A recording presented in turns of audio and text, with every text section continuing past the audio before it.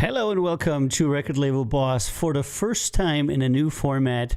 And not only do I have some new things here in the studio, I also have some new things for the show, and I have some new guests on here as well. But first, I want to say hello to everybody who's already in the chat here.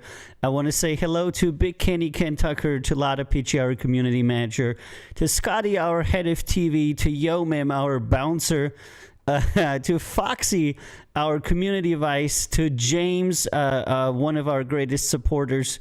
How you doing there, James? And to everybody else who's on the various different channels that are connected with our chat. So if you're on Discord, YouTube, or Facebook, your chat can be seen here for us, and we can answer to it.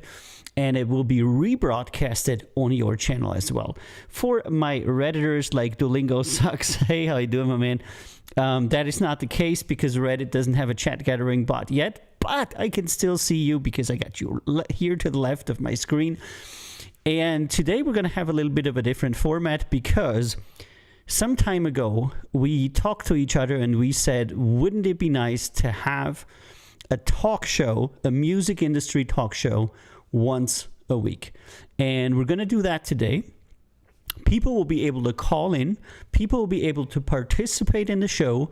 We have up to 10 cameras that people can come in. We're going to open them today. You're going to need a high definition camera and a quiet environment with headphones and a microphone, because otherwise you're going to be spamming sound. And if that happens, I'll turn you off, okay? Because we don't want you to interrupt. So without further ado, I want to welcome Lottie and Yo-Yo and Foxy to the show. They all currently have their cameras off, but I turned your cameras on, so I should be able to hear you guys. Hello. Hey, Lottie, how you doing? Not too bad, thank you. Not too bad. That's very good. Okay, do we have a check-in from Foxy and Yo-Yo as well? Nope. Okay, we're just gonna let it go. Because first what I wanted to show you, I hear, yes. Excellent. First what I wanted to show you and what I wanted to talk about, hey Gaetano, and this is the reason why I have this thing here, which I'm eventually gonna get rid of, and why you're not hearing any music. Is because last time I said I was going to show you our app. We did a lot of work on the app, and it works a whole lot better than it did before. Ooh, and I need to connect the app, the sound of the app, or you won't be able to hear anything, right? Okay, there you go. And I'm going to. Where is that? Where's the chat? The chat come. I'm going to turn it on. Boom! There you go. How cool is that? I wasn't able to do a screen capture, so I totally did the ghetto solution. And I'm actually just filming my iPad, if you know what I mean. So I just kind of did the thing there and pointed my webcam at my tablet, which is in the studio here, and it's kind of like this dude has some good words. It is kind of like a ghetto solution, but a lot of people don't know our wonderful app that you can install on your iPad, iPhone, and on your tablets, Android tablets and Android phones. And so I wanted to show you guys quickly. Oh, I got this here. Yeah, I got this right here as well. Okay, on how to do that. You can get it in your App Store. Doesn't matter if it's an Android or iPad or Apple. And then what you do is you just click this button. It says here Count Zero Records, and the app is actually called Count Zero Records.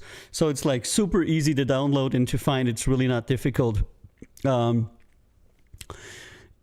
Just in any App Store, type Count Zero Records, and you'll get to our show, and I'll be fiddling around. And then you just push here. And what it comes up with is the latest feature that we integrated into our app. If you're a fan of the show, you know it. It's the playlists with which we are going to try to counter Spotify. Now, a lot of you know that Spotify is a platform that has been consistently paying less and less to artists, and we're not really happy with that. And we figured, if somebody were to give away our music for free, it should probably be us. So we did that. If you download our app, you can listen to all of the music that our artists made for free.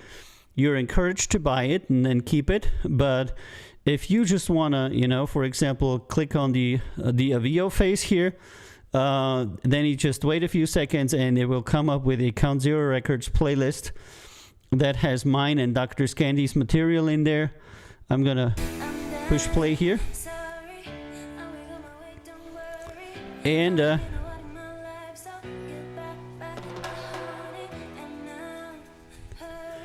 you go. There you go, music. And we have it sorted by various topics and various types. So if you wanted to hear, and it's a full playlist of everything that we have. If you want to go back, you just hit the Count Zero icon here, and if you say you wanted to go to Ken, just click on Ken. Good music, thanks, man. And there's the playlist with all the blues, Americana, the funk and everything else. And it's all together in a left to bottom view.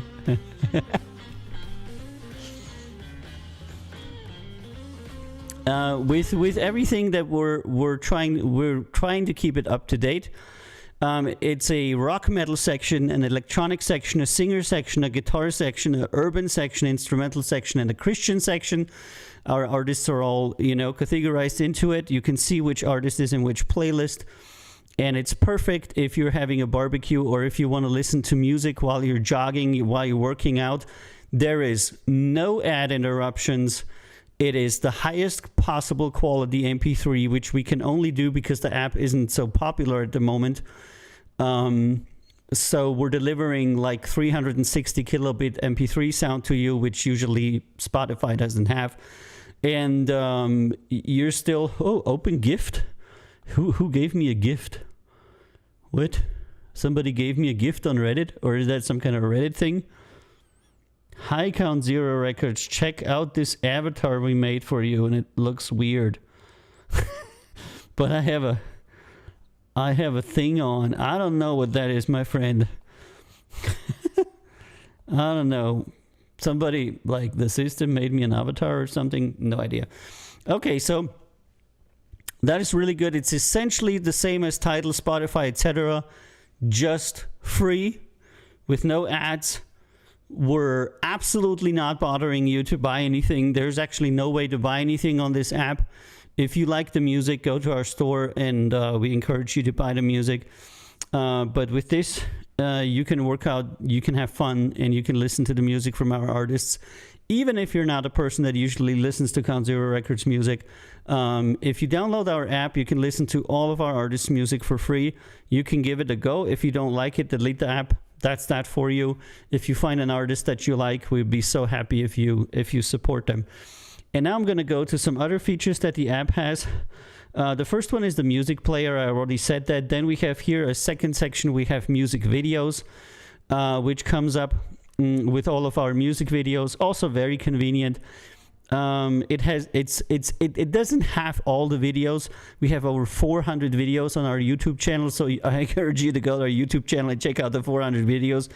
But we have, the most liked videos that people love right here, so you can watch all the videos that you think are really, really cool on this mobile application.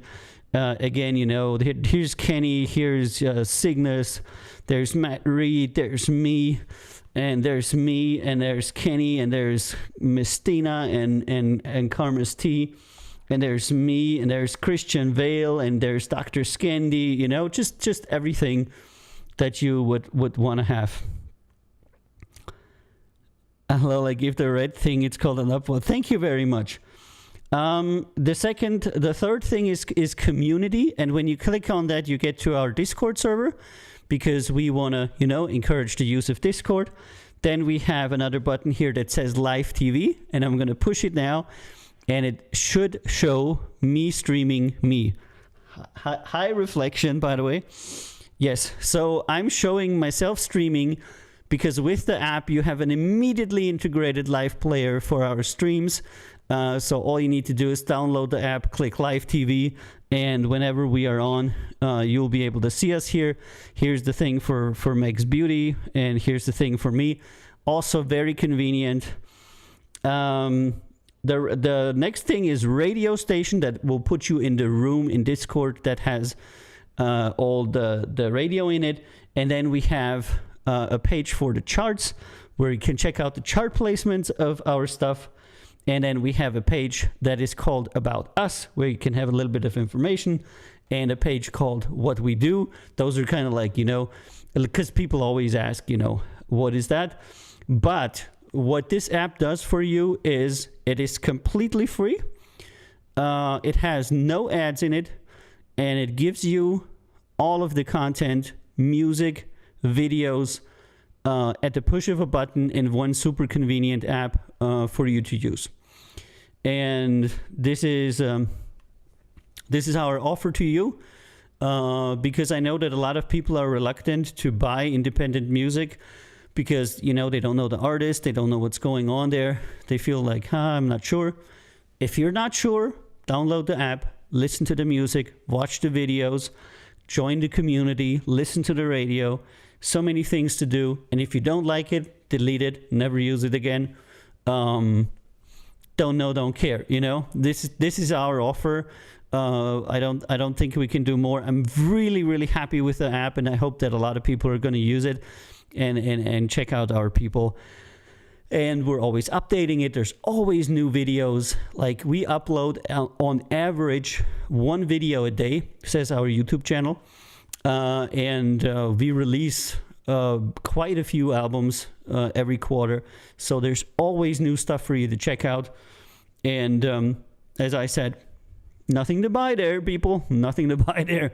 Just everything in there is for free. So if you want to give that, oopsie, I pushed it. If you want to give that a whirl, just go to your app store and just type in search, because otherwise you're never going to find it. Just type in Count, and I'm fighting with my microphone here. Count Zero Records, and this is literally the only thing that comes up. There's nothing else, and it says Count Zero Records, music, videos, and artist news, or some bullshit, whatever it is on your store, and you just download it.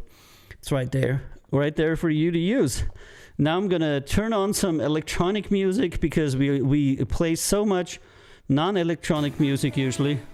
So this is my song, and I'm gonna turn off the cat cam, and I'm gonna end with the introduction of the app. Thank you so much for giving me your time to let me introduce that. I'm gonna turn the tablet off and move this arm out of my face. Alrighty, there you go. And this is also very nice. You can use it for streaming. you just have this playlist, and just hit play and everything will go in the background. It's really, really convenient actually for myself. Okay. Okay, Foxy, Duolingo, and everybody on Reddit there, thank you so much for watching and for enjoying. If you have any questions about the app, please let me know. And if you have any feedback, and I know that Foxy is like kind of like our quality assurance officer also. She always, goes into depths with everything, and that's really good. So we're really trying to improve the app to make it to where it's easy and nice to use, and people kind of like feel that it adds value to them, because there's 200 songs and dozens of music videos at your fingertips that will not cost you anything, So just, download it, get it, and there you go. Bang, bang. Alrighty, so today we said we're going to do something of a talk show, but we said first we're going to do the app. So if you have any questions about the app, meanwhile, please let me know, and I'll be happy to answer them, because I spent so much of my lifetime on that app, It's been a thing. It's I don't know, months. Because the app has a few very cool things that it does, in that it's containered, which means whenever we update the content, I don't have to update the app, but the app pulls the content from the website. Thank you, Foxy. So whenever there's an update, like there's a new music video or there's a new item on the playlist, when I hit save on the website, 2 seconds later, it's on the app as well. It's like immediate, so that's really, really cool. Hey Lottie, how you doing today? You doing good? Okay. So we have one talker, which is Lottie, and one talker, which is Avi. So how's the music, by the way? Is it good against my voice? In terms of volume, is it not too loud? Okay, good. Because sometimes it's difficult to judge how it gets to people. What I hear here in the studio isn't necessarily what you hear there. Okay, then we will move on from the app to... Are we gonna do the submission websites thing, Lottie, today? I think we should talk about demo submissions. Okay, she's saying yes. What is that? Wait. Hold up. God is number one. Inshallah. What?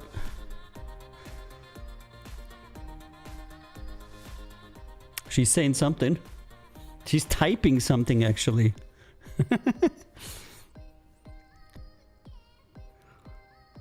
Okay, so some of you might have seen that. Don't talk to me for a sec, I got background stuff happening. Okay, no problem. I'll put you here in the little corner and it'll be fine. Okay, so what had happened to us here? You want me to turn you off as well? And Foxy says, I'm just genuinely amazed by the progress and amazing results Avi does with the app. There are improvements and new features every day. That's just so great to see. Foxy, that's only possible because I programmed all of these things before. I just never integrated them. What I'm doing currently is integrating things I did months ago that took me weeks to make. And I'm now pulling together the various parts that I previously made. So I'm kind of like end assembling the app, if that makes sense.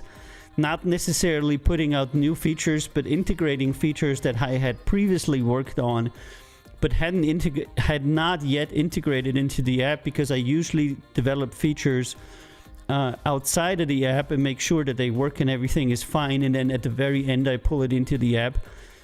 Because when you pull something into the app, it tends to not make less errors, but more, So it should already be working pretty darn well outside of it before you before you pull it in, Oops, my water is over there. Damn it. So yeah, today some of you might have seen that we posted on Facebook and Instagram that we will be.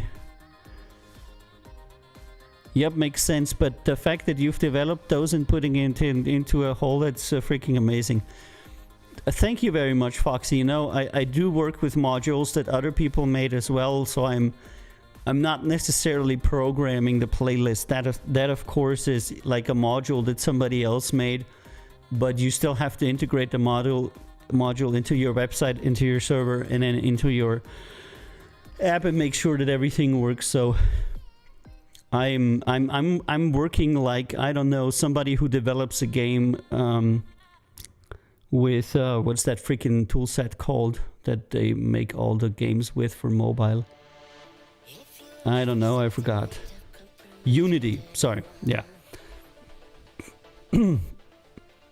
Okay, so moving on.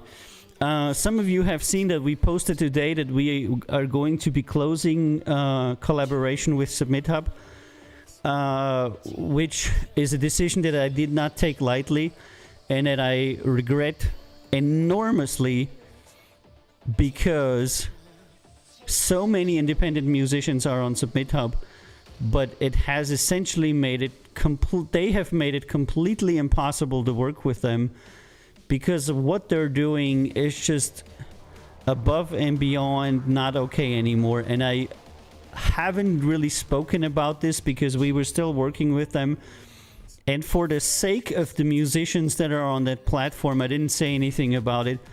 But I'm going to now give you a quick rundown of why we have to close. It wasn't our choice. I'll let you know the story. So SubmitHub was founded by the owner of Indie Shuffle, which used to be a music blog. Jason something from South Africa, and he had a large independent music blog called Indie Shuffle, and one day he had the idea that he could take musical submissions from artists and send them to record labels. And at right around that time, he had the idea that he could take money for that. And so they started with a system to where you bought coins for submissions from them for money, and then you paid them money and they would send your demo to a record label. Now, of course, you can submit completely for free to record labels, but a lot of artists, it's more convenient to use the platform, or they don't know an email address for that label or something like that. And that is an absolute good service, if you're asking me. Hey, Emily Jefferson. So anybody wanting to make their process a little bit easier, they can use that service. But then, as you find out, there's literally hundreds of labels and blogs that you have to submit to, and you have to pay $1 to $3 for every blog you want to send to. So if you're paying $3 for every blog that you want to send to, and you want to send to 100 blogs, that's $300 that you're going to be paying to submit your demo to a bunch of people, which you could have made that email list by yourself for free. So a lot of people started to spend a lot of money on submitting music to various services. And this had made SubmitHub very rich. They make around $70,000 a month. So far, they've made $4 million from independent artists just for forwarding their music to curators. So far, so somewhat difficult. Why? Because independent artists generally don't have a lot of money, but SubmitHub has always styled themselves as being on the side of the indie artists and protecting the indie artists, when in fact, a lot of people spend all the money that they have for their promotion for submitting on SubmitHub and for receiving a service which, as we're going to find out later, is actually partially fraudulent. So he's making 70 grand a month. He's making $4 million. He's buying houses and cars, and he's very happy with that. And he's telling everybody that he's all there for the indie artists, and he supports them and he loves them and everything. And of course, it's the labels and the record companies that are horrible.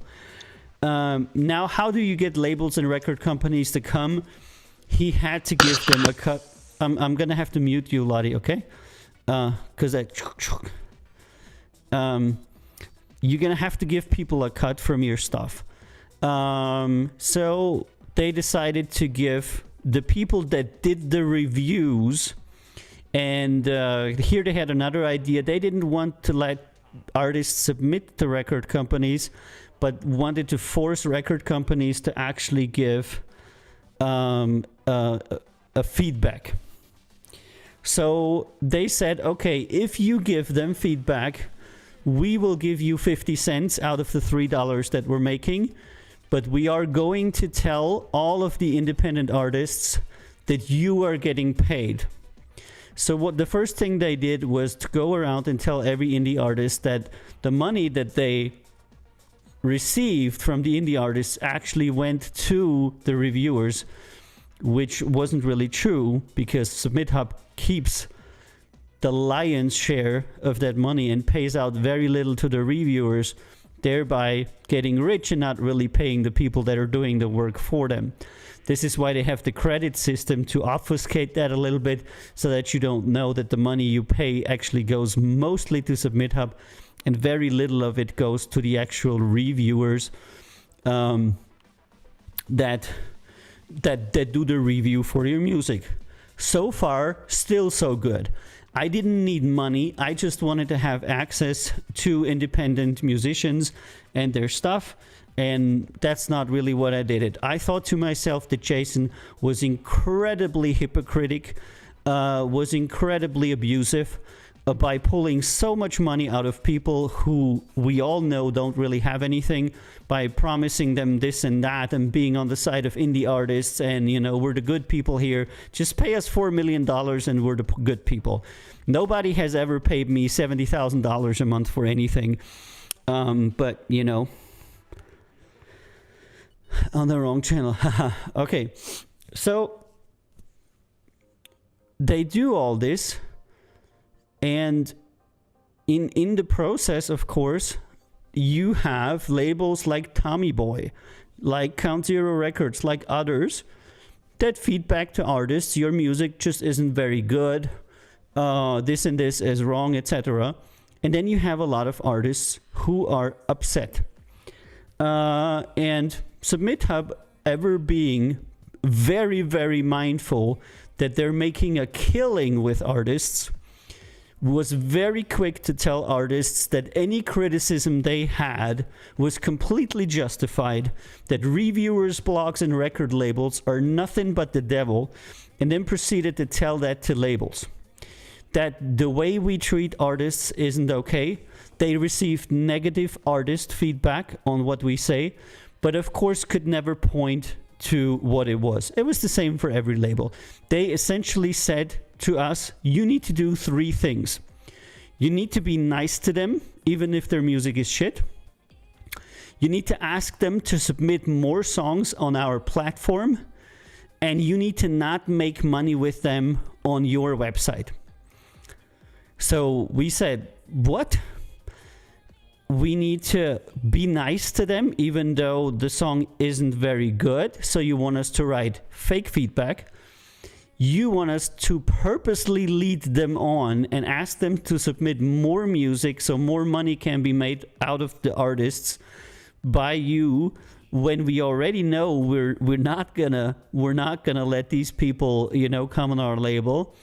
And number 3, you're telling us that we cannot sell our services as a company on our own website because, and I quote, the only entity allowed to make money in the submission and exception process is SubmitHub. Because they say that if you want to work with them, it is only them who can make money.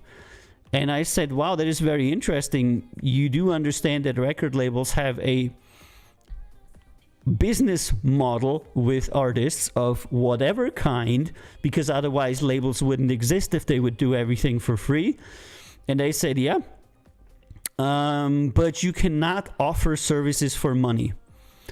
And I was at that point feeling like I was like having a conversation with a 4-year-old, because if somebody says to you, I will only work with you if you give away all of your stuff for free, which they seem to indicate, that is very weird to me. And that has become the pinnacle at every turn. They're labels and blogs and everybody to not to artists about money, respect to them, and have artists pay for submission. Lose all of the actual quality labels. I am one of the few actual labels that are left, and now we're coming to the within the last 3 years, they lost all of the majors that they had. They lost anybody who was anybody in the business. Number one, business owners not with their customers. Our artists are our customers, and sending people back into an end so they can jack them for more money is just fucking unethic. There's the answer. They want the money from Ahmed anymore. That's exactly correct. So things like the artist has sent an email to your label, like, and I wrote them back on getting on is closer to 14 days, 24 hours, and applied to the artist within 48 hours. We have a few people working for us. What are you talking about? This isn't a thing like we're Microsoft, and they should be happy that we get back to them within 14 days. That reported me because I supposedly said they needed to re-record the song in London. I never said that. Investigation, they actually admitted it. But the support ticket and Submit Hub still said that we are trying to scam people into getting them to record with us early labels. Because as long as you're happy and as long as you're submitting, they're making their money. So the real labels are leaving more and more. The real bloggers are leaving. And what's left is all the fake people. And I got into the internal room there and I said, hey guys, don't you want to maybe check the business registration of the people that say that they are labels in here and make like a check mark for a verified business that is supposed to be a label? And they said, yeah, maybe it's a good idea. But of course, nothing was ever done, because their entire point is to have endpoints for the submissions, because where are the submissions going to go once there's nobody to submit to anymore? So now you have a lot of fake operations in Russia, in Bulgaria, in Romania, in many different countries in the world, because they've all found out that all they need to do is to register as a label, have a website that can be completely made up, register there and say I'm a label. They will not verify anything at all. As long as you get a lot of submissions and you're friendly to the artists, they will continue to prop you up. So the system has turned from a system to where artists submit to labels to a system to where artists are intentionally and procedurally defrauded by giving them false feedback and having them resubmit to people who don't really exist. And this wasn't so from the beginning. It was actually at one time a legit submission platform. And I have a lot of collapsed messages here that the system for some reason says is offensive or people are banning or something, so I can't see that. And I had a lot of discussions with them as they were continuously saying to us that they had a problem with what we're doing. Because, of course, we're a real record label. We are not giving false positive feedback. We're not telling them to resubmit their shitty music because we don't want to hear the shitty music if it's shitty. And if it's good, we want to sign them and get them to come to us. But In both cases, that customer is lost, because if they sign to us, they're no longer submitting. And if we tell them your music isn't good enough, come back in 2 years, they're no longer submitting. So they found that actual labels are not the people that they want to have, but the fake labels were, because they provided positive feedback. They never signed anybody because they're not real labels. And they just told people, yeah, just resubmit some more music. And they were more than happy to operate with fake labels and fake blogs and botters and everything, because they exactly fit their business model. The business model is not to have an artist submit music and get him signed, because then he's out of the system. He's not a repeat customer anymore. The system is to have an artist, get him into the system, have him submit as much as possible, and nothing tangible happens. There cannot be negative feedback that would drive the artist off the platform or away from music, and there cannot be signing, because that also would take the artist off the platform. So what needs to happen is that the artist stays on the platform, stays happy, and keeps submitting until they run out of money. And all of that happened over the course of, I don't know, 2 or 3 years or even more. Ever since I've been on there, we are the largest reviewer on SubmitHub. We are the #1 label on there. If you look above us, you'll find a lot of people that are fake labels, but you will find only 1 or 2 people who are actually bigger. And that will tell you something. Count Zero Records is like the 3rd largest label on SubmitHub. Actual label. If you remove all the fake labels, we're like the 3rd largest label on SubmitHub, and we are a small label. We have, I don't know, 500,000 followers. You're waving to me. So that tells you a lot. That means that all the big players have left because they've been, badgered and everything. And we're going to switch to Groover and Muso Soup.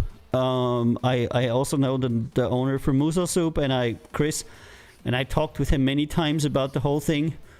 And I think that Chris has the same opinion of SubmitHub that I do, in that it is probably the most hypocrite company that we've met in a long time. I have to say that Chris from Muso Soup was always a businessman, and he had always told me straight up, yeah, I want to make money, I want to build a company. He did none of this, independent artist bullshit. He likes working with music just as I do. But when somebody comes to me and is just so fake hypocritic, and they're like, yeah, we're all for independent music, and you're probably not right for independent music. You're probably not right for your business model that has netted you $4 million and has given us nothing.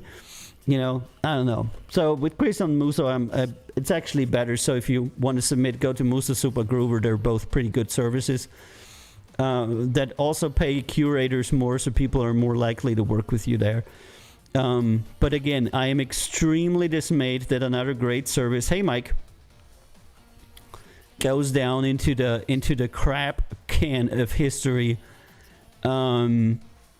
because they're taken over by unfettered greed, and it's really nothing else than unfettered greed. And of course, they're probably the biggest pretenders I've seen in my life, because they're always like, yeah, independent musicians this, independent musicians that. I'm like, dude, you're literally the person bankrupting independent musicians like hundreds of times over. Have them submit until there's no money left. And yeah, SubmitHub is how Mike found us. So many great artists we got from SubmitHub, and I'm deeply worried and deeply troubled that today we have to take this step, because again, it was another discussion. Anonymous artist feedback. You are selling things on your website. And I said, absolutely. We're selling music. We're selling merchandise. We're selling artist services. We're selling all kinds of stuff on our website. Yeah, that can't be, to keep them in the loop. You cannot take the artist out of the loop anymore. And I think that at a certain point, Jason and Dylan and everybody at Submit Hub just decided that they're going to milk this shit for as long as it lasts. They're going to make millions of it, and then they're going to retire rich and say, fuck independent musicians because we never cared about them anyway. It's just a shame that they've become so corrupted that all they care... I mean, the point is that they could have ran a legit service. And they could have made a lot of money with it, and I would be their number one supporter, because I don't want to procedurally run this demo submission crap. I don't want to. I want people to come to me with good music. I listen to it, and we can say yes or no. We can talk with the artist, and that's it. Absolutely legit service to offer a submission service for record labels, but to offer fake submission services... And then to say to people who are doing real submissions, we don't want you because you're an actual record label. You're not as fake as everybody else. I mean, it just blows my fucking mind. And Getano says, yeah, I think we should start promoting all submissions directly to Count Zero Records. Yeah. You can submit on Label Space. You can submit on Groover. You can submit on Muso Soup. And you can submit on our own webpage. It's just that, you know, for some reason, people rather use Submit Hub and paid for it than to submit at our label for free. I always said submitting with us doesn't cost anything. I think that also didn't sit well with them because it made clear implicitly that they were getting the money, you know? Because I always said you can submit on Submit Hub and pay for it, or you can submit on our website and do it for free, you know? So today I talked with Lottie, and she's going to help me a little bit with A&Ring, and we're going to get into these other platforms, and we're going to receive our music from there. I'm saddened that we're going to have to let go of this platform that so many independent artists like to use, but at a certain point, having your name connected with a operation that has become that fraudulent probably isn't a good idea anymore. We had multiple run-ins with Submit Hub, and I think the more that their service went down the shit, the less they started caring about anything. And at this point, they're approving anybody to be a record label. You could literally make a website with, like, I don't know, Twix or Wix or monkeyass.com or GoDaddy or whatnot, and write on their record label, you know, and they'd approve you as a record label. All you need to have is a lot of followers. They seem to be working with a lot of followers very much and giving a lot of credence to how many followers do you have. Well, guess what, dimwit? Record labels don't have followers. Artists have followers. I don't even know what kind of idiocy is there that you say, like, yeah, how many people are following your label? How many people are following fucking Sony? And how many people are following their artists? It's not even a thousandth. I mean, just open your Instagram. Is there any record label that you follow? You know, that is just so fucking dumb. So there's that, you know, the whole submission circus. And I again and again kind of like bit my tongue because I knew we had good artists coming from there. But I also have to say that in the last half year, submissions have gotten a lot worse and artists have gotten completely crazy because I think Submit Hub has become like a reinforcement bubble where everybody is telling themselves that, you know, they're the greatest artist on the planet and they're worth everything and everybody else isn't worth anything. So more and more people are just having a talk with me from there because they want to get information. They actually don't want to work with a label. They have actually no idea what they're doing. But they just want to, you know, get some info and then say, thanks, I really don't care. I want to do it by myself. And you Submit up some more, you know. So there you go. The two best ways to get jacked out of all of your money is Spotify playlisting and Submit Hub submissions. So I don't know. There's that. If you have any thoughts on the topic, I know I've been babbling about it for a while now. I'm gonna open some of these inflammatory things here. Mars record label. That is so cute. So cute. We always have some people. You know what one of my bosses told me, and that was really cool to me. He said, "Pity is for free, but jealousy has to be earned." And I thought it was very smart. Because when I started my label, people were ignoring me or pitying me, you know? And the more people I get that are jealous now, like Mars record label, who probably wants to start a record label himself there, the happier I feel, because I know that when somebody's jealous of something, then you have to have something that they're jealous about. And we've been working so hard over the last 3-4 years to build all this, and I'm very happy that there's something that other people are jealous of. And there's always going to be people who are jealous. It's fine. It's the way that things are, you know. So it's all good. All right. Okay, that was it for Submit Hub. If you have any questions to the topic of Submit Hub, you're welcome to ask them. We are going to be unable to continue to work with them because they have made it abundantly clear that number A, they want fake positives, number B, they want fake labels, and number C, they don't want anybody else other than them making money, and really in no uncertain terms, repeatedly and almost in these words. So I really don't see a possibility to go on there. Plus it's been getting gradually worse, what we've been getting there, you know. So we're gonna go into Muso Soup, and Lottie has already access to it. There's 1,500 songs there currently for us. So Lottie's gonna get into these 1,500 songs, and we open submissions on Groover as well as direct submissions. I think we're gonna have to work on our demo submission process once more. It's really important to us. We are the label worldwide that reviews the most demos of any label, like any label at all.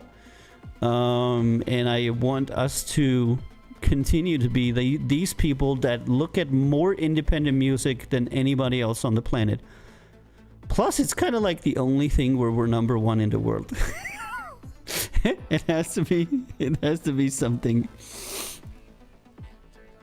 Alrighty. So, my friends.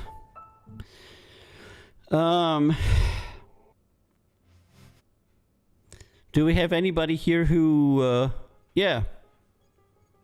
I'm looking for something to play. Cygnus Rock Band. Oh, Cygnus just put out their new Friday video, didn't they? Okay, wonderful. That is very good. Let's play some Cygnus. Usually we don't play Cygnus on the show, but we should. Let's not play Brother Whiskey though, because we're always hearing that. We're always hearing that. Thank you, Get to Know for Silver. That is very nice of you. I have a upvote of 2+2 on Reddit. There's so many people that on Reddit that are on both sides, you know, that are either saying, you know, Submit Hub sucks and Spotify sucks, or Submit Hub is great, Spotify is great. I don't know. It's up to everybody to determine. All right. Alrighty.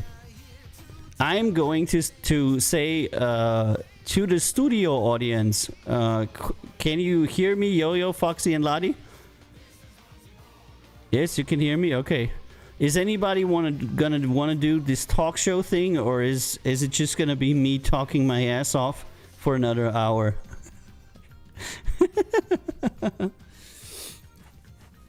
Because the other day we had a very nice thing going on where everybody was like talking and stuff, but I think it was because that was off camera, you know. I think a lot of people are not comfortable being on camera with their thoughts, you know. Okay, I'm gonna go back and have a look at the questions I had here on Reddit. Got the Discord. Do you know Minecraft? I do know Minecraft.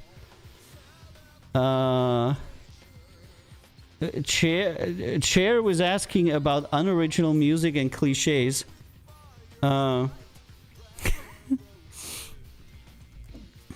lot of the very successful music is unoriginal and cliche. If you look at what's top in the Billboard, there is not really anything that you would deem intellectually stimulating. Commercial music is generally very cliche. It's what people like. People don't want to be challenged. What works well is generally what comforts people, you know, of various cultural backgrounds. You know, there's countries where people want to hear songs about the sea. There's countries where people want to hear songs about the biggest booty or the thickest gold chain. But at the end of the day, what it is comforting music, is music that people can relax, and this is what sells the most.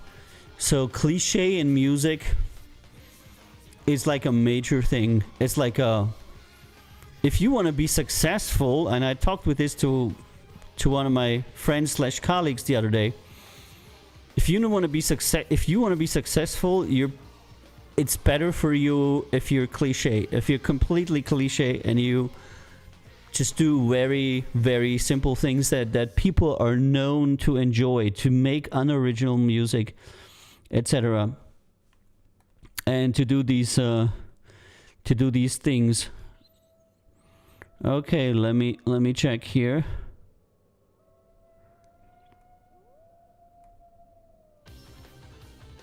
All right, I think I answered everything. And Mars record label wants to know how to sign people. Well, it's a process. Essentially, people have to trust you enough to bind their fate to you for a few years. And that trust can usually only be earned. It's not that... I've never seen people come... Well, not true. Some people come to you and be like, yeah, sure, I'm signing, boom, you know. But for most people, it's a little bit of a process. And as far as legislation goes in the EU and worldwide at the moment, the music industry is changing anyway.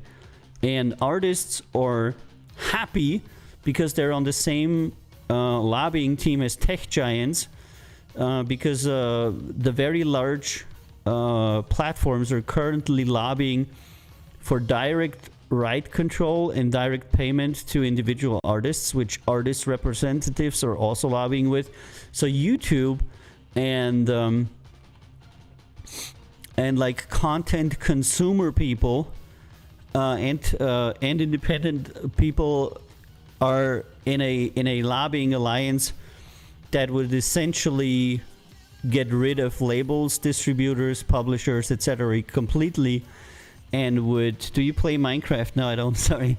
That would have YouTube deal directly with the content consumer or the content creator. And this is, of course, a great and important step for YouTube into completely eliminating anybody that can challenge them. Same for Spotify, because once YouTube and Spotify can deal with the artist directly, they will no longer pay for music, and they will take away all of their rights because the individual artist can absolutely not do anything against YouTube. It takes a very organized and huge industry to stand up against YouTube and Spotify and other very large companies in order just to get anything out of YouTube. So as the dice have fallen, the laws that we're going to get in Europe are not what they had hoped for. And there's still going to be the label business model and the distribution and publishing business model. But I do believe that as platforms are paying less and less for music, artists will be receiving less and less for their recorded music rights, just like it is now. The typical artist at this point in time earns anywhere from $25 to $100 a year out of their royalties. And out of 5 million recording artists, only 50,000 make minimum wage. So if you're a musician, only 1 out of 100 makes minimum wage. And Foxy says she's here too and sitting quietly. So the whole business model is going to change to where, you know, other things are going to become important. Other ways to monetize, other ways to connect with your fans. And a lot of artists don't realize this yet, labels are also going to change. Artists are no longer willing to tie themselves to the label with their master rights, and that's fine. Labels will say, that's cool. If you want our services, you're going to have to pay us. And I have to say that today I made the decision to put up an old business model that I had for quite a while, but I do believe it's the future. It's called Be Your Own Boss. If you want to, you can go to our website, and then people like Mars Record Label and other people can have a total heart attack. Because what I'm proposing is a system to where the artist keeps all of their rights. They keep all of the control, all of the publishing, all of the money. I don't give a fuck. You can keep it all. All the income, everything. And we have a menu for you where you can select our services and you just pay us monthly like you would a tax consultant, a lawyer, a promoter, because essentially we're all of these things. And I think this is going to be the future model. And I think that a lot of artists are going to say, wow, the days when we were able to sell our masters in order to get service from a record label were the better days, because now if you cannot afford, you're not going anywhere. And it's going to be a very interesting time, because I'm completely indifferent on being paid with rights or being paid with money. I really don't care. People always think that there's some kind of like secret sauce behind the master rights for labels, but it really isn't. It's just a way to get paid from people that don't have money. And that's right, Air Rider, pay to play. And I don't want to have master rights. I don't need to have master rights. Oh, here's CI. Maybe he has something to say about it. So if you don't want to give up your master rights in the future, that's fine. Go to our website, look at the Be Your Own Boss, see the monthly fee and cry, because this is what we are expending on your behalf. So when you give us the master rights to an album that's worth $25 and you're receiving $20,000 of service in that year, you know. Hey, Lana. Hey CI, how you doing? Good. So here's another fellow record label owner. And I'm going to ask you, CI, what you think about the rights model, like owning part of the rights of somebody and then receiving royalties, versus a model where artists just flat out pay for our services. What do you think is going to be the future, and what do you think is better for you? What would you prefer? As an artist, I prefer the latter, I think. Yeah. Just having someone to take care of that back end support so I can focus on being creative, or the more creative aspects of what I do. I mean, I think social media support would be a huge thing to offer new artists.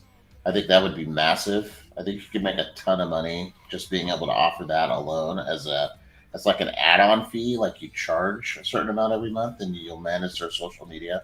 But especially with musicians just being so flaky in general, and all of this stuff that we're talking about, really need consistency, and it's boring, tedious work that musicians would rather not have to deal with. So it's definitely that one. I think there's more future progression possible doing something like that, because no one's doing it. And if you start doing that, you're going to be creating a market, I think. So, yeah, that's what I thought too. And this is why some time ago I came up with that Be Your Own Boss idea, because so many people said, I want to be my boss. I want to own everything. And knowing what I know now is that 1 of 100 albums break even, which means that investment in music, if you don't look who it is, if you just blindly invest in music, 99% of your money is going to be wasted. So when these people say to me, hey, I don't want you to invest in my music, I rather want to pay you fixed amount, I'm like, yeah. that is good, you know. But then we become like service providers. But you can charge for a service, right? Like, yeah, and that's easier because, like, you and I know a situation I'm dealing with an artist right now that just yes, doesn't really want to work. You eliminate that whole thing. You don't have to manage them. You're just here to provide a service, and whatever money they make is the money they make because they're paying us up front. So, I mean, yeah, that's the way to go. It really is. Yeah, it really is. That's what I think too, and I think that a lot of artists will be. Yeah, no. If you're on Reddit, you're gonna have to flip your phone, or you're not gonna be able to see anything. I can do it this way, but I don't think that's gonna help you on Reddit either because it's 16 to 9. There's really nothing I can do. We stopped supporting Upstraight streaming. Sorry, guys. Damn it! Now I got confused. What was I saying? The future, yeah.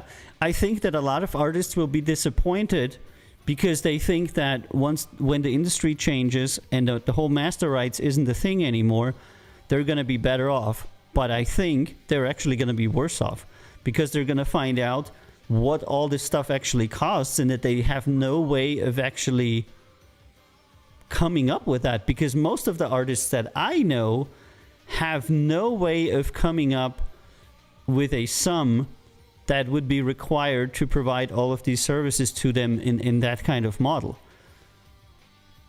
Because, I mean, I put BYOB up there today, and it goes from $40 a month to $1,600 a month in various services. So if you want to be, you know, if you want to have really good service package, there's that. And if you want to have a tiny service package, you know, there's that. And then what can the typical artist afford? Barely distribution. Right. Distribution plus maybe distribution plus publishing. I think I have on there, and with a few things dealing with sub rights, etc. for $80 a month, because that's what it literally costs us to do it. Right. And then people are like, "Wow, that all of it is so expensive." I'm like, "Yeah, what do you think?" You know.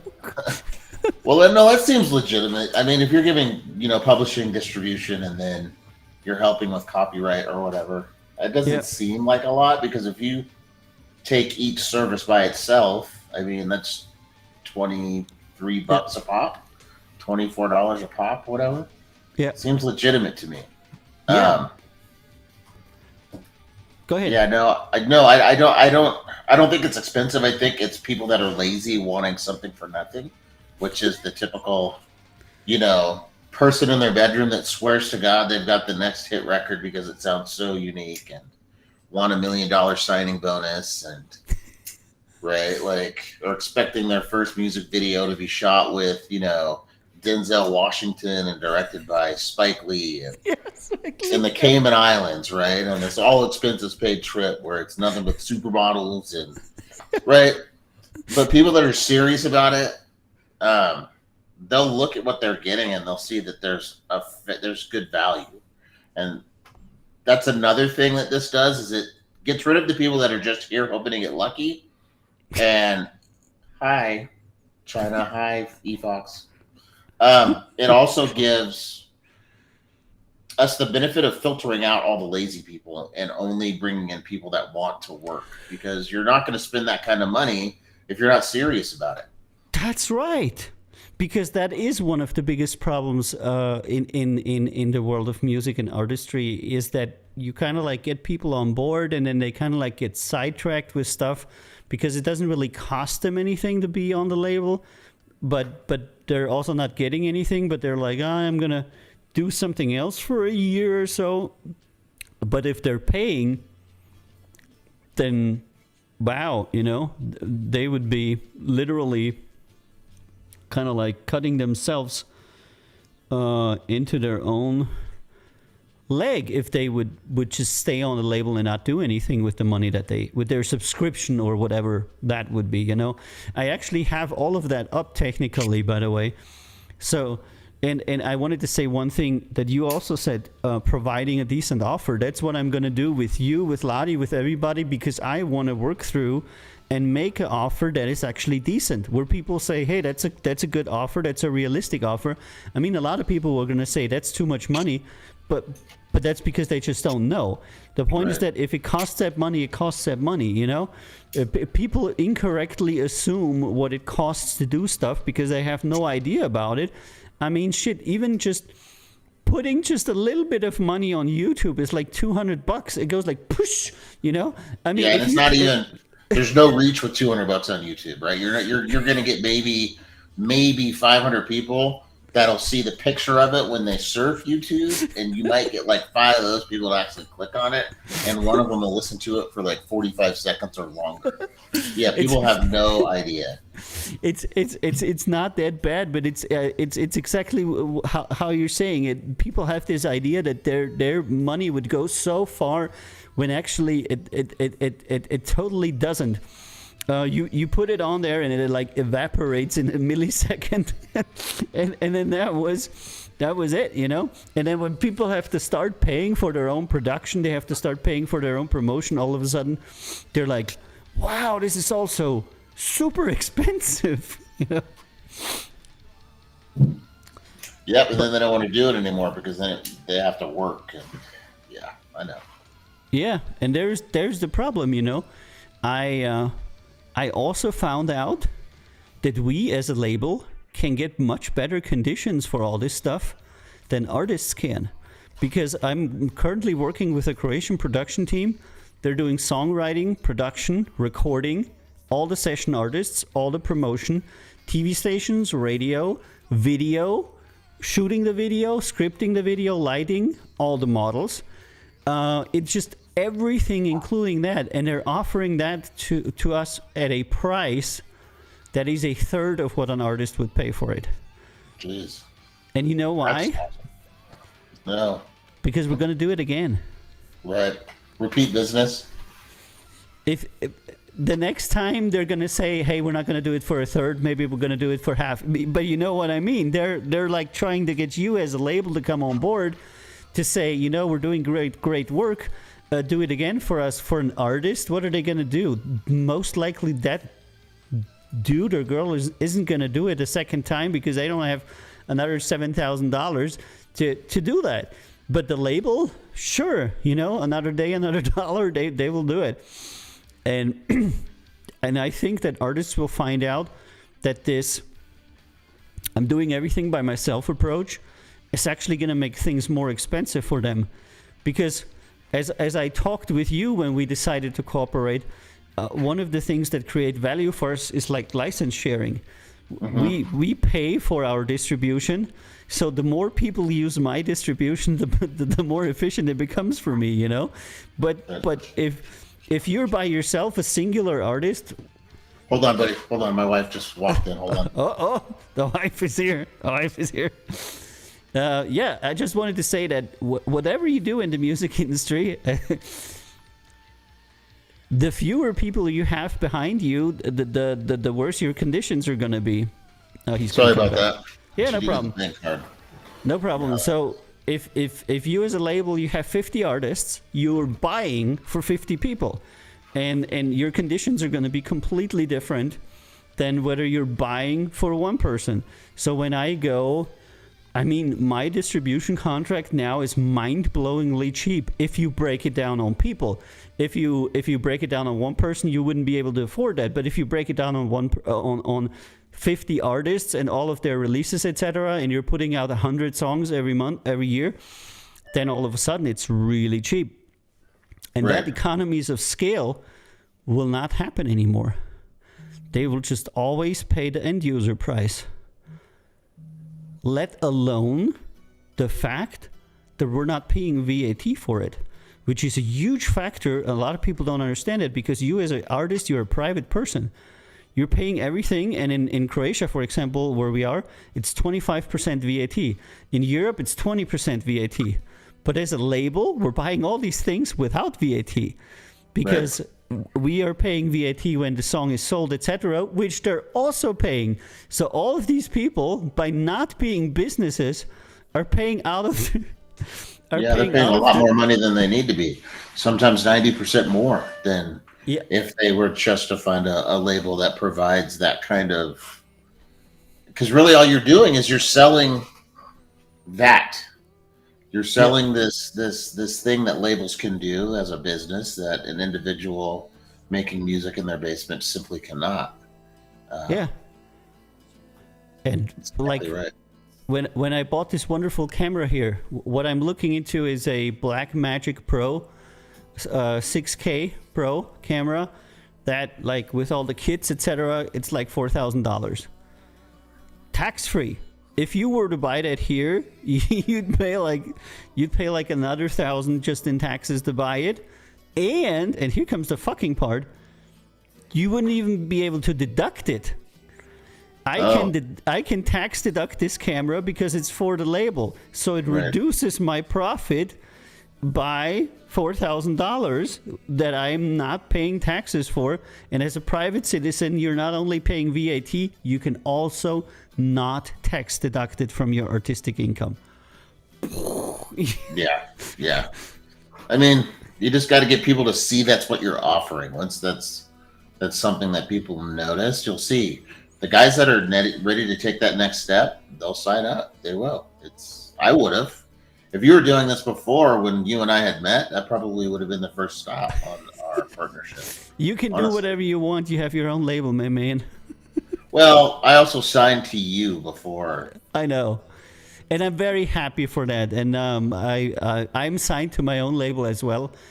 And I think okay. I had to have a really long, hard talk with myself when I had to tell myself that I was leaving the label to go join Count Zero.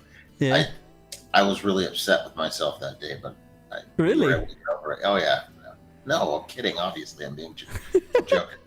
No, I mean, I want people to be happy when they work with us, and I'm happy that I have you. And I think in the end, everything that you do is going to be better because you're part of a bigger team, and we're definitely able to use some synergies and have stuff that otherwise we couldn't or you couldn't have, and that is kind of like, I think our business model as like label people needs to be economies of scale, like buying stuff wholesale and then selling it retail, if you know what I mean, and this kind of getting that license deal for unlimited distribution and then giving it to 100 different artists, and they can distribute for free because we take the cover on the top, Right.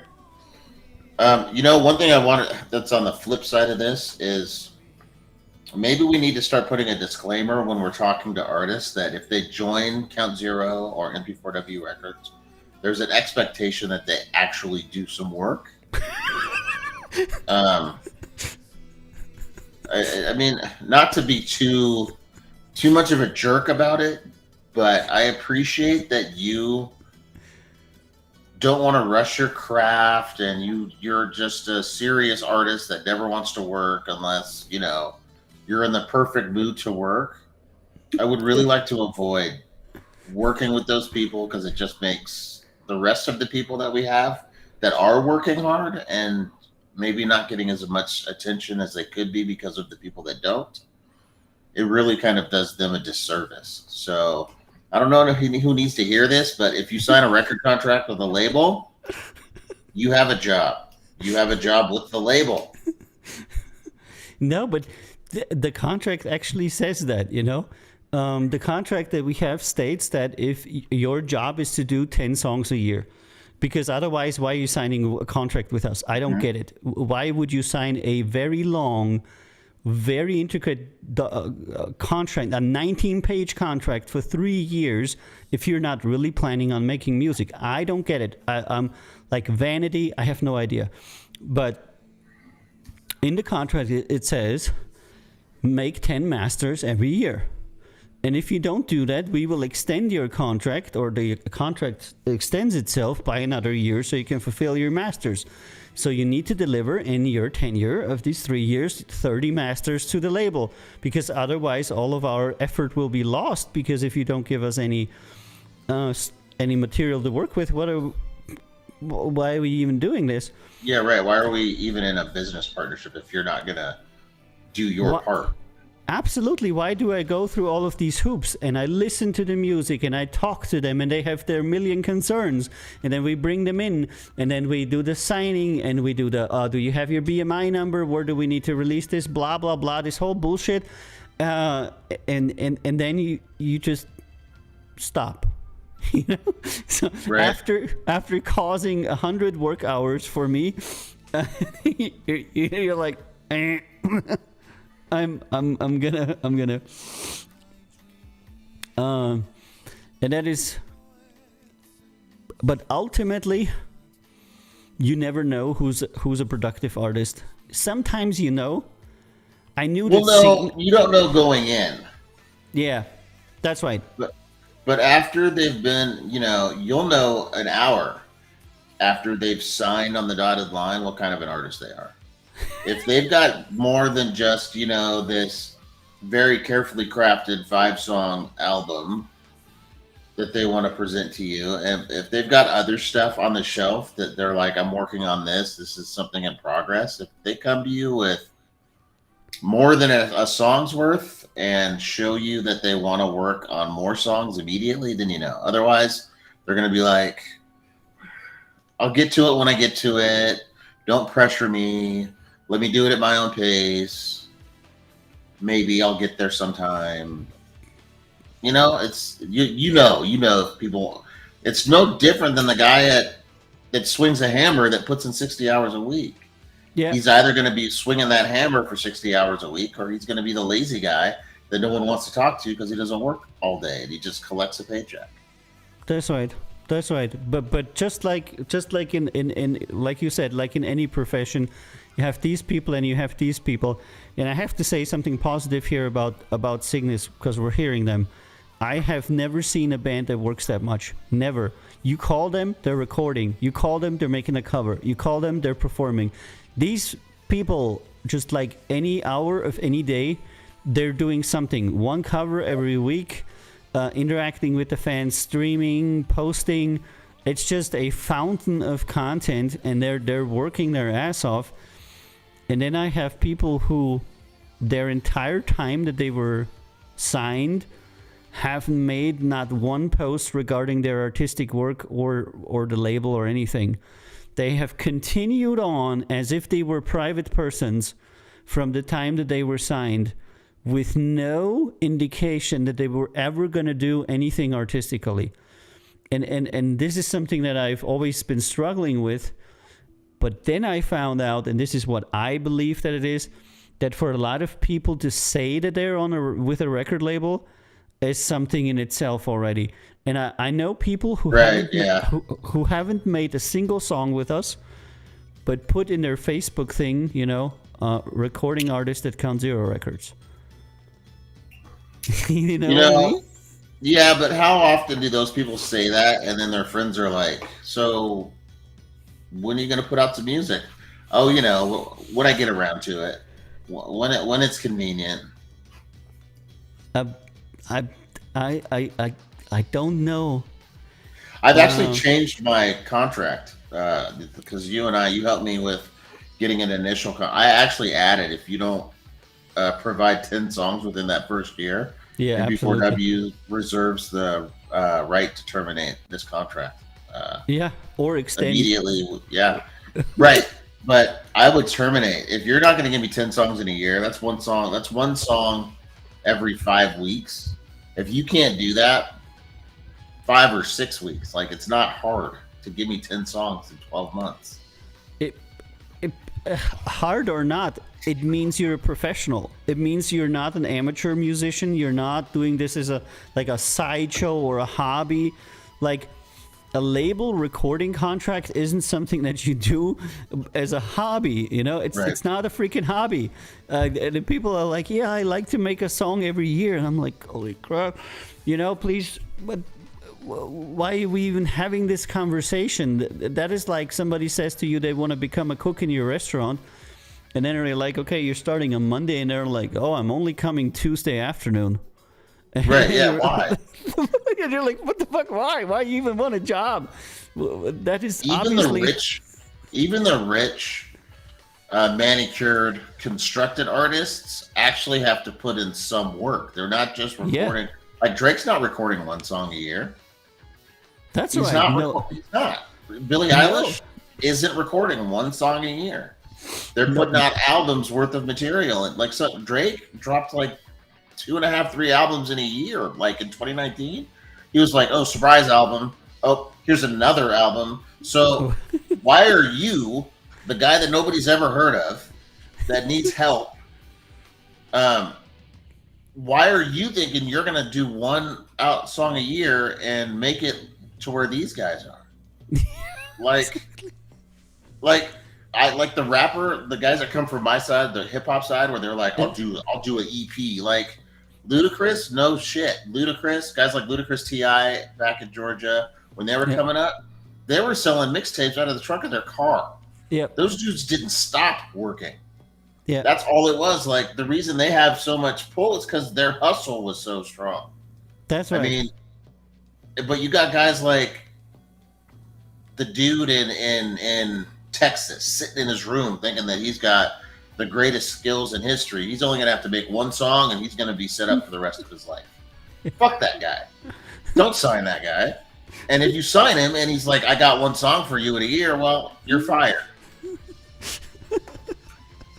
Yeah, it is. It is absolutely true, and this is something that I've always.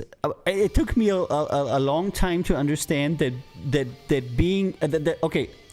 To rephrase, that vanity and self-image is extremely important in this entire game.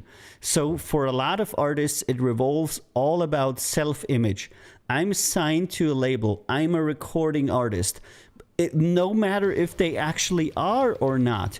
Because, you know, I always rag on like Dua Lipa and Ariana Grande, etc. for not doing their own stuff.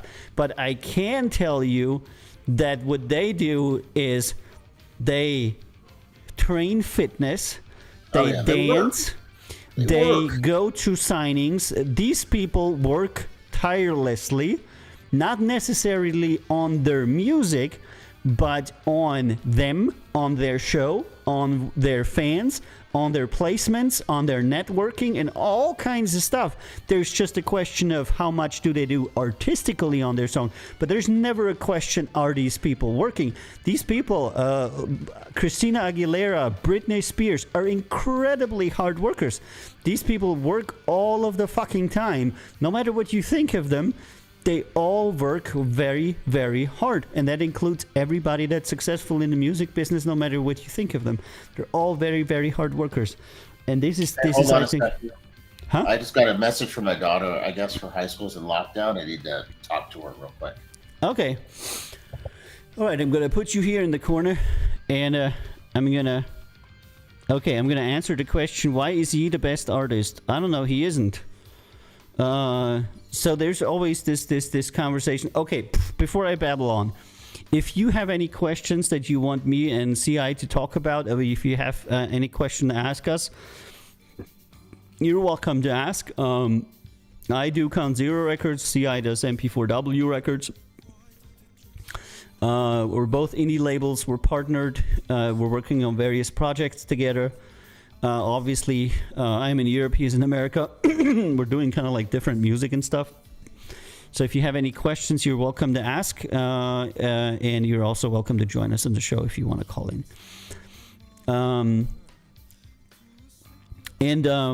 To just quickly round out that work ethic thing, if you don't have work ethic, you're not going to become successful in music. everybody who did it, no matter if they were rich or poor, the thing that they all had in common was that they were incredibly hard workers. It's really important that gets stressed. Like, they come to us and they think, okay, this is my ticket to being successful, which is true. Being with a record label is going to help you find that path to success in the music industry, as long as you find one that's not looking to take advantage of you. That's right.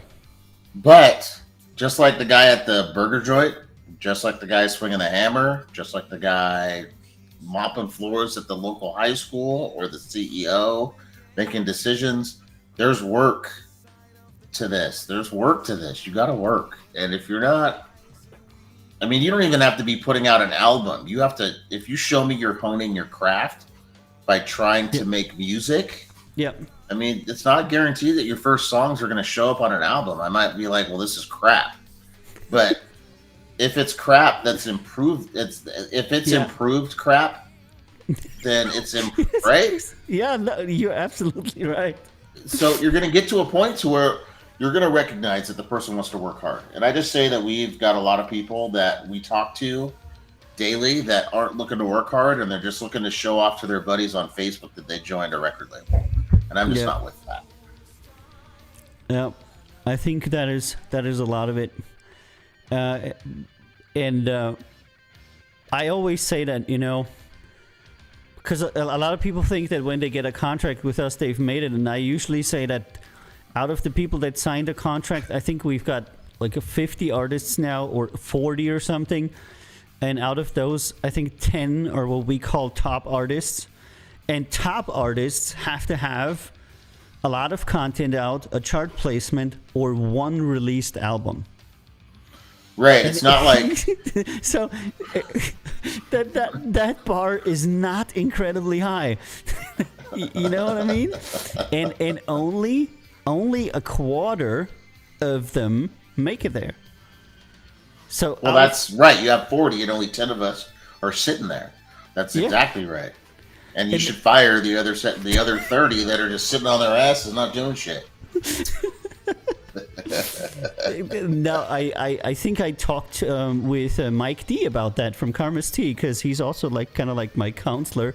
And I said, Mike, what am I going to do with these people? And he said, well, you want to have my honest opinion? And I said, yeah. And he said, just don't do anything for them. They won't mind, and you just won't have any work with it. Just if they ever decide to do something, help them, and if not, then just not. But just don't do anything proactively for them until they show you that they have something. And this has become my new credo. It's like, I low-key support people until I see that there's actually something coming, and then I start the engine and roll also the coins, because that for me is always the last thing I do. Is when I actually put my money into promoting an artist on digitals, is when I know that going forward, that is really going to be a long-term thing, because otherwise you're promoting a song for nothing. That money will be wasted if the person decides next year, yeah, fuck it, I don't give a shit. And that's massively important, right? Like, the expectation is we're to spend money to promote this person who has shown us so far they have no particular interest in working at all. And I'm just supposed to shell out the thousands of dollars it's going to take to promote them to a successful point where they're making me money so I can get a return on my investment. Right? You're just 100% right. It's just... Yeah, I have a question. I have a question for you from Reddit.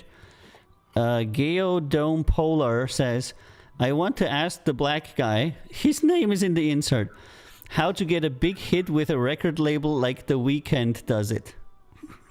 Well, The Weeknd, as we all know, because we're all fans of The Weeknd, he started out on YouTube, and I believe he was an authentically independent artist. He just worked his ass off and kept putting out music. Because that, as a musician on YouTube, that was his content. And he kept flooding the zone with content. And eventually people started listening more and more, and people started sharing more and more. And when he got to a fan base of 1 million people or something, one of the labels is like, let's take a look at this guy. And then they released an album, and then he blew up because they saw with him, his work ethic combined with his talent showed the major label. E-Fox has a big one for us. Wow. And then his work ethic, in addition to his talent, showed a label that he was worthy of the investment. But none of that shit would have happened if Weeknd wasn't working hard. And he wasn't just putting out music. He was promoting his music. Like, he didn't have a team doing that shit for him. Like, he's one of the real ones. He had that real hustle. He had that hustle gene in him. So that's huge. You want to be big? You can suck at making music. Just look at all the mumble rap guys. Well, no, seriously, like, it's true. An entire genre of rap, mumble rap. Nobody was out there saying, hey, let's get some mumble rap. Let's make that happen.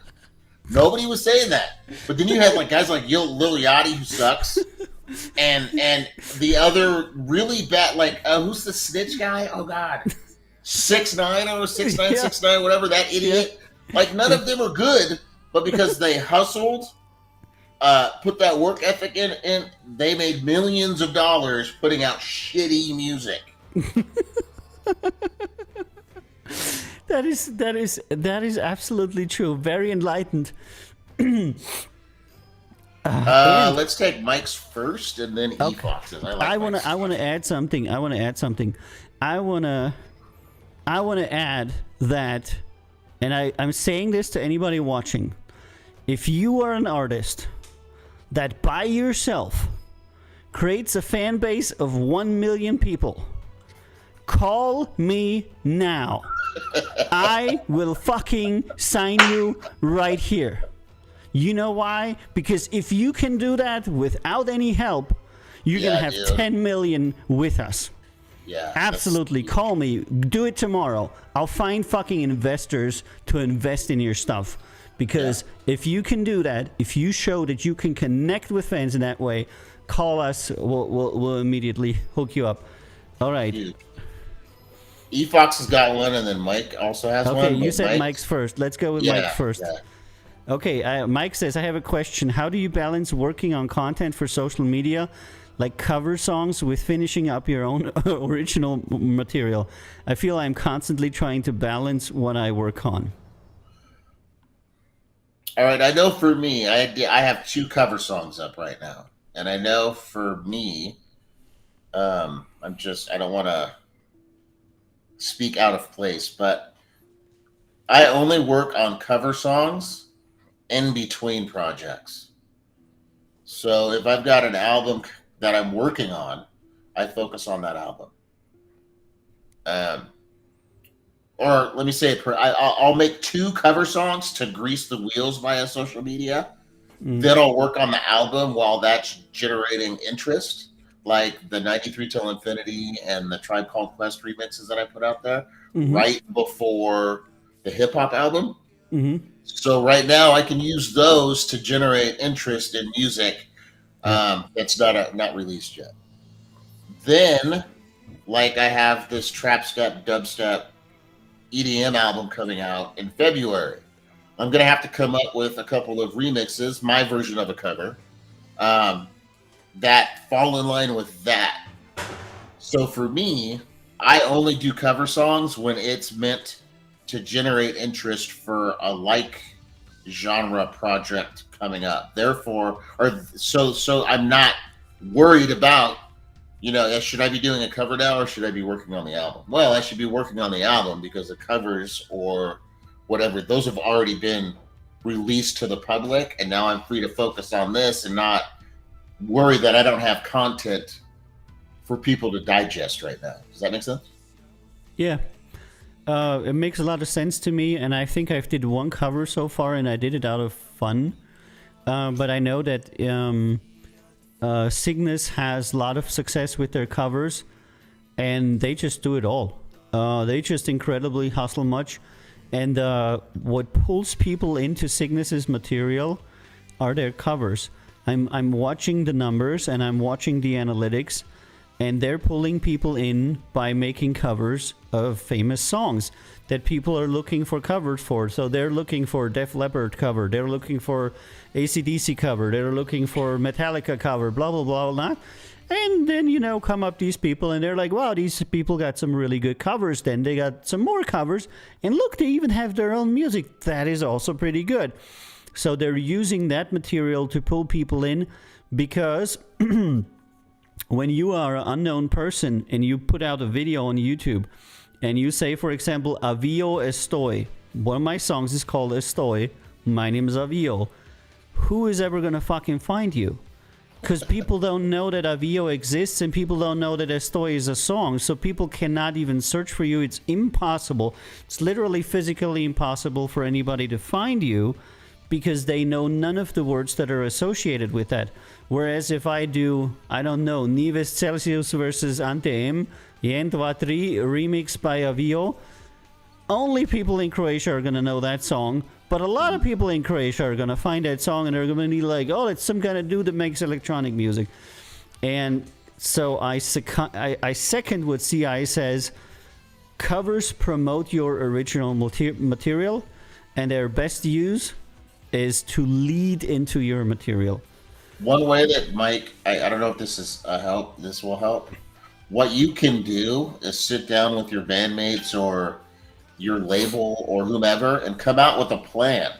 Like, you're going to release this kind of album, and this kind of album, and then come up with the cover songs that you think would help promote each of them, record those up front, have them in the bank, and then for the rest of that, calendar year or whatever your production schedule is, that's not a problem. It's already been taken care of. And the time that you would be spending on that could be spent towards creating other social media stuff.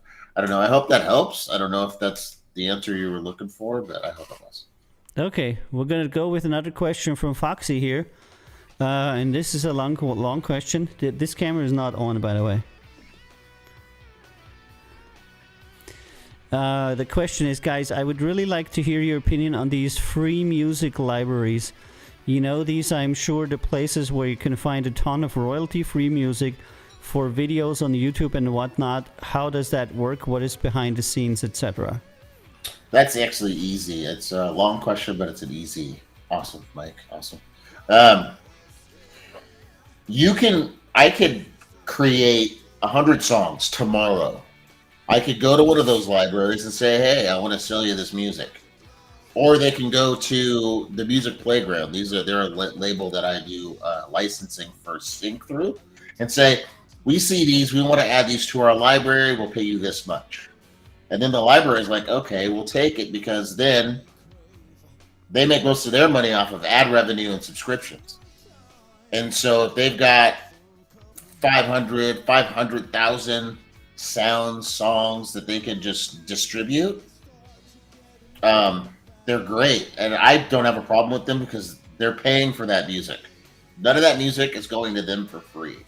They're just paying wholesale prices on it and maybe not giving the artist what we would think the artist deserves. But you have to recognize a lot of that stuff those guys are making in 20, 30 minutes. There's not a lot of depth to them. It's the same 16 bars over and over again. It's, loops, vocal samples. So for me, I think they're a great outlet for musicians that have that connection and want to put some extra food on the table. Oh yeah, totally. I don't know how Avio feels, but I don't have a problem with them at all. I think they're a great thing, actually. Okay, the question continues. Ooh, that's a long question. How does it work? What is behind the scenes and what is the time? What's the difference between copyright rules on YouTube and TikTok regarding... I'm going to answer that. Music, as far as I know, same video can go viral on TikTok and get banned claimed on YouTube if you use copyrighted music. That's just strange. Okay, so there's a long answer to that. What CI said is all true. But there's another thing you have to understand. Royalty-free music and copyrightable music are not the same. Royalty-free music means that you can play it in the background of your stream. You can use it on the background of your video, but it does not mean that you can incorporate it into your music and sell it. Royalty-free music literally means that. It means that it's music whose royalties you pay with a subscription price, but other than that, that music is still owned, for example, by CI, because it's his music that he said there. His copyright is completely untouched by that. It's just the agreement that you're allowed to use that music in certain capacities with this license that you pay X amount for, but it doesn't mean that you can use the music as you would if you had master rights on it, if you had recording rights on it, or any other rights on it. You actually don't have any rights to copyright to royalty-free music, and a lot of people I work with failed in that because they got beats that were royalty-free beats, and then they used the beats in their music. And then they got copyright strikes on their own music and got into a lot of trouble, and they were like, why it's royalty-free music? Royalty-free does not mean that you have the copyright and you're allowed to use the music in your own creations. So a lot of people, rappers especially, had huge amounts of problems because I got this beat for royalty-free. And I'm like, yeah, so well, you won't, put it out. I'm like, what are you talking about? You don't have any rights to it. Yeah, got it, Roy. It's Roy. Oh, I'm like, holy Christ. Okay, so, okay, and this is a very important distinction between royalty-free and copyright. What's the difference between copyright rules on YouTube and TikTok regarding regarding music? So every platform has their own rules on how they handle music. CI and I just had a wonderful thing happen to us on SoundCloud, which he loves, and he can certainly tell you something about it, because SoundCloud handles copyright in a certain way. YouTube handles copyright in a different way. Yeah. TikTok handles copyright in yet another different way. Twitch handles copyright in yet another different way, and every platform handles it completely different. And you have the wonderful job of knowing how all of them handle their copyright and what you can do in order to prevent them to do the most stupid and idiotic things you have ever seen in your life with your own music, like striking you or like sending you warnings about your own music, or telling Count Zero Records, Count Zero Records, your content has been muted because this song is copyrighted by Count Zero Records. You know, it's largely all automated. There's no human looking over this. So many times things happen that are entirely insane. So, for example, SoundCloud. Okay, you can talk about SoundCloud, CI, because you were really unhappy with that. Well, no, it was just, it wasn't that I was super unhappy. It was just alarming, right? Like I log in, because that's where I typically release stuff for my early adopters. I mean, I do have about 1,000 fans on there, so I want to show them some love and make them the ones that get to hear it first. Well, I log in a few days ago, and SoundCloud is informing me that 8 of my songs have been taken down because apparently the copyright holder, Count Zero Records, is says I'm infringing on their rights, and so they took all my music down. I have like 2 songs up there now. It was humiliating as far as. Yeah. Well, no, it's funny because we're gonna go through that again. Because I'm gonna release Head Trip, and the rest of my catalog is gonna come down off of SoundCloud. They're gonna be like, no. They're gonna ban my account because they're gonna accuse me of stealing someone's music. Hello, user. You have stolen CIG's music. You are CIG, so you cannot have CIG's music. You know, that's like you get these So retarded true. emails. Yeah, because it's all automatic, and SoundCloud doesn't have any kind of like on YouTube. When you when YouTube finds your song on a video, they will give you all the money from that video. They will not take the video down. They will just give you all the money. And a lot of people are okay with it. I'm okay with that. Somebody puts my song on the video and then I get all the ad revenue. Sure. SoundCloud says, yeah, we're not doing that. So if we find a copyrighted song anywhere, poof, it's gone. Because that cannot be, because that cannot happen. Nobody can have copyrighted stuff, because otherwise we, SoundCloud, are have to make sure that the person gets paid. Right. Or we are in violation of copyright. And since SoundCloud doesn't want to do enforcement, which YouTube does, they just take it offline. And the same for Twitch. Twitch doesn't do enforcement, so they mute. Facebook doesn't do enforcement, so they mute. So all of the channels that don't do enforcement have to mute or take down. And the channels that do have enforcement, like TikTok and YouTube, pay you instead. Ideally, I would like to get paid and not my content taken down. And a lot of people don't understand this. You as the artist don't have a choice. They're not coming to you saying, hello, artist, do you want to get paid? Do you want it to get taken off? Or how do you want to continue with our business relationship? They will literally tell you nothing, and you will get no email or anything like that, because they don't talk to you. So knowing the platforms and knowing how they behave is important in order to prevent great disappointment. No, and for example, TikTok. We have a song from Dr. Scandy who's viral there.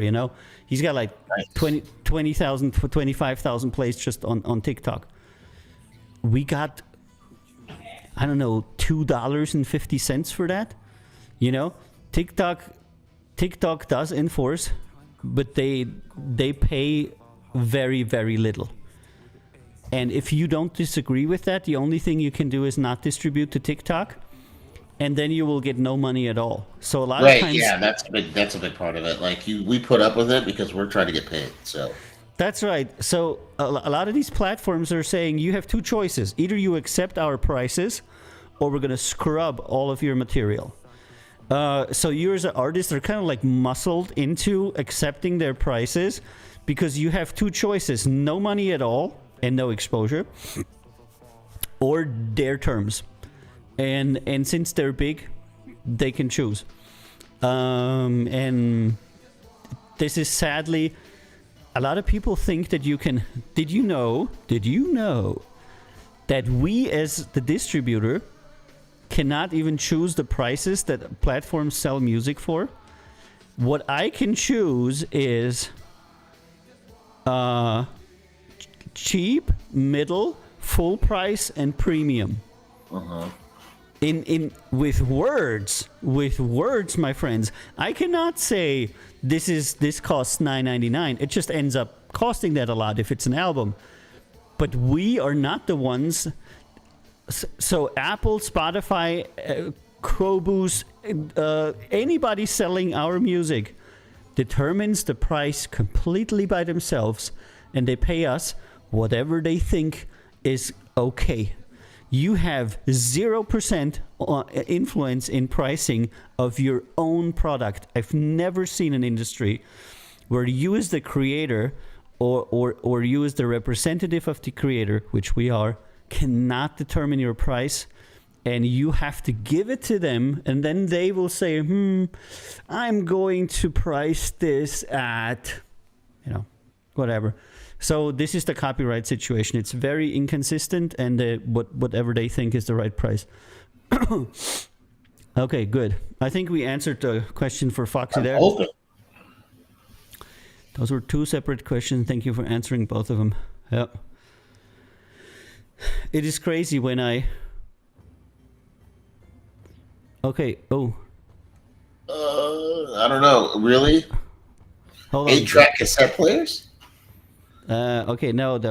I vaguely remember that someone on YouTube was talking about, I think, the Beatles and the rights management and something along the line. If you use original music by the Beatles, the video will... Okay. I can check. That's because the Beatles, who owns their entire catalog, has said they don't want their music. Like, I don't even think they're on Spotify. They might be on Apple, music, but I don't know that you can stream a lot of their stuff, and that's because they're like, we don't want you streaming our stuff. That's right. So I can choose to stream stuff or not. I can choose to deploy on streaming or not. I can give every artist that choice. And once you are a big enough entity, which hopefully we are going to be soon, YouTube will give you access to their copyright system where you can then choose on how they handle your strikes. So you can select if your material is found, remove video. If your material is found, monetize video, or if your material is found, remove video only in a certain country. But even us, we don't have access to that. They're saying, oh, you're too small. Don't care yet, people. All you get is monetization, or alternatively, you can go to court. Have fun with that. You know, that is literally what I got in multiple emails about my copyright enforcement. Because they will not enforce copyright for you. If you're small, you have the choice of accepting monetization or going to court. I know that when I was with Repost by SoundCloud, I actually had the same thing happen with them because they were enforcing copyright for me. So I mean, there are some outlets, but I wouldn't trust a retail vendor to always get it right. But I've seen some of that for the smaller guy. Yeah. And no, this right here is no. The only reason the Beatles or Metallica is able to say no is because they own all their shit. And they're huge. Yeah, exactly right. Yeah. The only choice that artists have with us, because we as a distributor have that choice, is with us you can say, I don't want streaming. I only want download and purchase services. So when you distribute through us, you can choose download and purchase services, streaming services, or both. And then there's some options on like free services, which we never choose. So there's a bunch of stuff where you can distribute your music and then everybody can download it for free. Like this is mostly for educational content or something. But with us, Count Zero Records and MP4W, because we go through the same distribution contract, you do have the choice of excluding streaming, or if you wanted to, you could actually exclude downloading. But I don't know if that would make sense. Right. But you could. I don't know. Yeah, why would you do that? That'd be stupid. But I think that if an artist were like against Spotify, they could exclude streaming. But that would also exclude YouTube, for example, and TikTok and Instagram. So your songs would like be nowhere. Yeah, right. Yeah, that doesn't make a lot of sense. So Kenny is saying that 8 tracks are coming back big. I don't even know what to say to that. Where? I've never heard that. I remember an 8-track being in my dad's car in the 70s and never seeing one again. I think that in his area in Indiana, they're currently upgrading from 4-track to 8-track.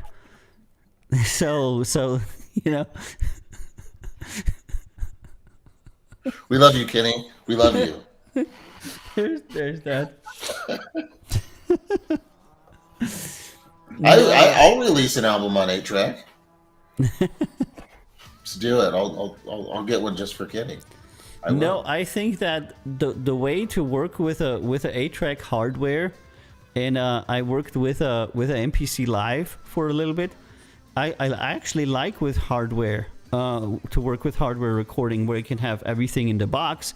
You don't have a computer, but it's also really, really limited. You know, it's kind of like really nice to work with a recording device that can do it all in the box. But then, you know, eventually you're going to be like, oh man, on Ableton I can do this and I can do that, you know. And I had to, I have a story to tell. So Mike D and I had kind of like a thing to where we were like talking a little bit about the speed of a song. And so I loaded his file in, and he's working in Logic, right? And I'm like, yeah, just it's 75 BPM. Just warp it up to 88. And he's like, yeah, and Logic, they have this thing is like time, blah, whatnot. And I'm like, oh my God, I totally forgot. Logic doesn't have warping. And I'm like, wow. So I had to warp the track for him because Logic doesn't have warping, you know? And many times people ask me, why do you use Ableton? And I said, because they have the best warping of any software, and most DAWs don't have warping at all. Like pitch shifting, speed warping, all of these algorithms that Ableton has, nobody else has. But you don't find that out until much later when you actually know what it is, because most people don't even know what it is. So it's the ability to speed up a track without affecting the pitch. Because if you just speed up the track, it will be higher in pitch. It'll be like chipmunks singing. But Ableton has a warping feature to where there's an algorithm that goes through the song and it will keep the pitch the same. Very sophisticated shit. But essentially it means that you can record a track in a certain BPM and then you're like, oh man, this doesn't work out. I want to raise it. You just fucking... It's magic. So, all right. So Mike is here, and I want to ask you, what is the justification for using anything other than Ableton? Like, I don't understand why people are using Logic. I don't understand why is Ableton, just to me personally, seems to be the best of the bunch for a lot of reasons. Like, I don't hear anyone saying, well, you know, Ableton sucks at this. I've never heard anyone say that, but I've heard people complain about Ableton. I've heard them complain about Acid Pro, or not Ableton, Fruity Loops, Logic, all of these other DAWs that aren't cutting the mustard, but not everyone is using Ableton. Is that a cost thing? Because they're all pretty expensive. I paid $800 for Ableton 10, and it's going to cost me like $400 more to upgrade to 11. But I don't know. What do you? I'm interested in your opinions, producers. Yeah, Mike D's producer for Karma's team, bunch of other people. But I think a lot of people just get stuck using Logic because they have a Mac. And Logic is very nice to use for composers. Voice comping is easy. MIDI is good. There's a lot of stuff that's very easy and very nice in Logic. And Ableton is extremely overwhelming. I don't think anybody has liked Ableton if they used it less than a year. At least it was to me. I started using Ableton and I was completely overwhelmed. I was like, what the is that? Because I don't think it's user friendly. You know, now it's like I know what every button does. I'm like clickety clickety click. You know, so great, it can do everything. But in the beginning, you're like overwhelmed. You know, I took it, I guess, in stages. I just used what I knew how to and learned how to use more as time went. I've always loved it. And the Ableton 11 stuff, like the scale mode, like there's so many cool new things that 11 has. Like, I've always wondered what other producers thought. And Kenny here says, CIG, please speak English. I'm lost in the big words you and the two of us are saying. Yeah, the big words. And Mike says Logic is just what I've been using, but from what I understand, for MIDI, Logic is the best and what I work with the most. I would agree. I have never seen a better MIDI implementation and editor than Logic. But if I would use a program that doesn't even have warping, I would think I'm like in the last century, because that's literally what the last century was. I know that, for example, Hans Zimmer uses Cubase because he loves Cubase, and he's always worked in Cubase, and he's gonna die using Cubase because that's what he's always done, and that works for him. So I understand. And Kenny always uses Audacity, which is like, you know, because Kenny has like the very original workflow to where you like sit down and just record something, you know. No, sorry, go ahead. No, that was it.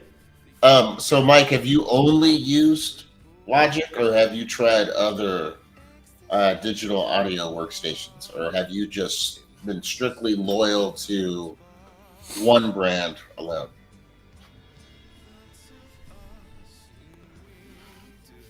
I think he hasn't used anything else, from what I understand. And this is what I see a lot. I ask a lot of people that use FL Studio. It's not Fruity Loops anymore because that sounded too unprofessional. And I'm always like, yeah, if you're using Fruity Loops, and they're like, no, it's FL Studio. I'm like, okay. It's the FL stands for Fruity Loops. Yeah, it's not Fruity anymore, okay? But when I ask them why you're using it, most of the response I get is because I've always used it. And when I tried another software, it didn't feel comfortable, so I went back.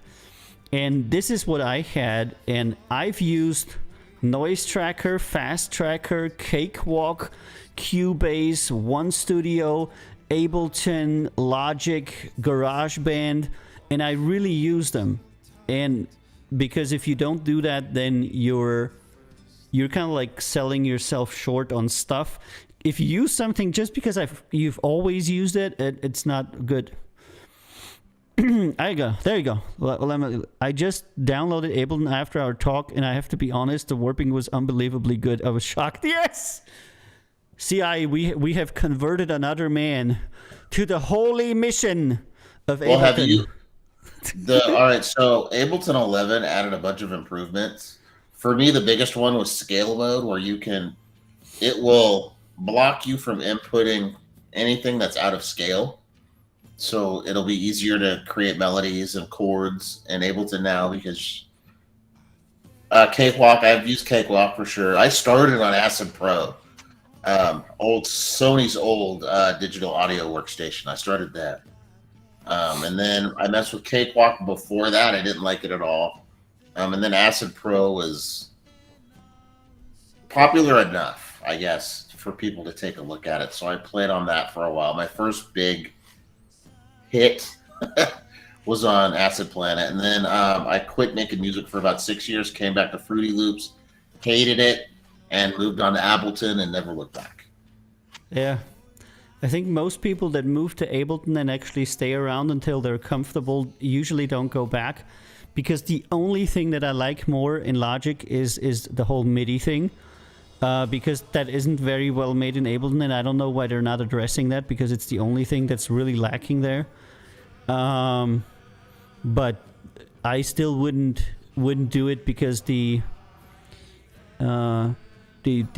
technical simpleness of Logic would seriously bother me. There's just so much more I can do in Ableton with just a few clicks, but it can be overwhelming. As a program, and I bought the big studio version 11.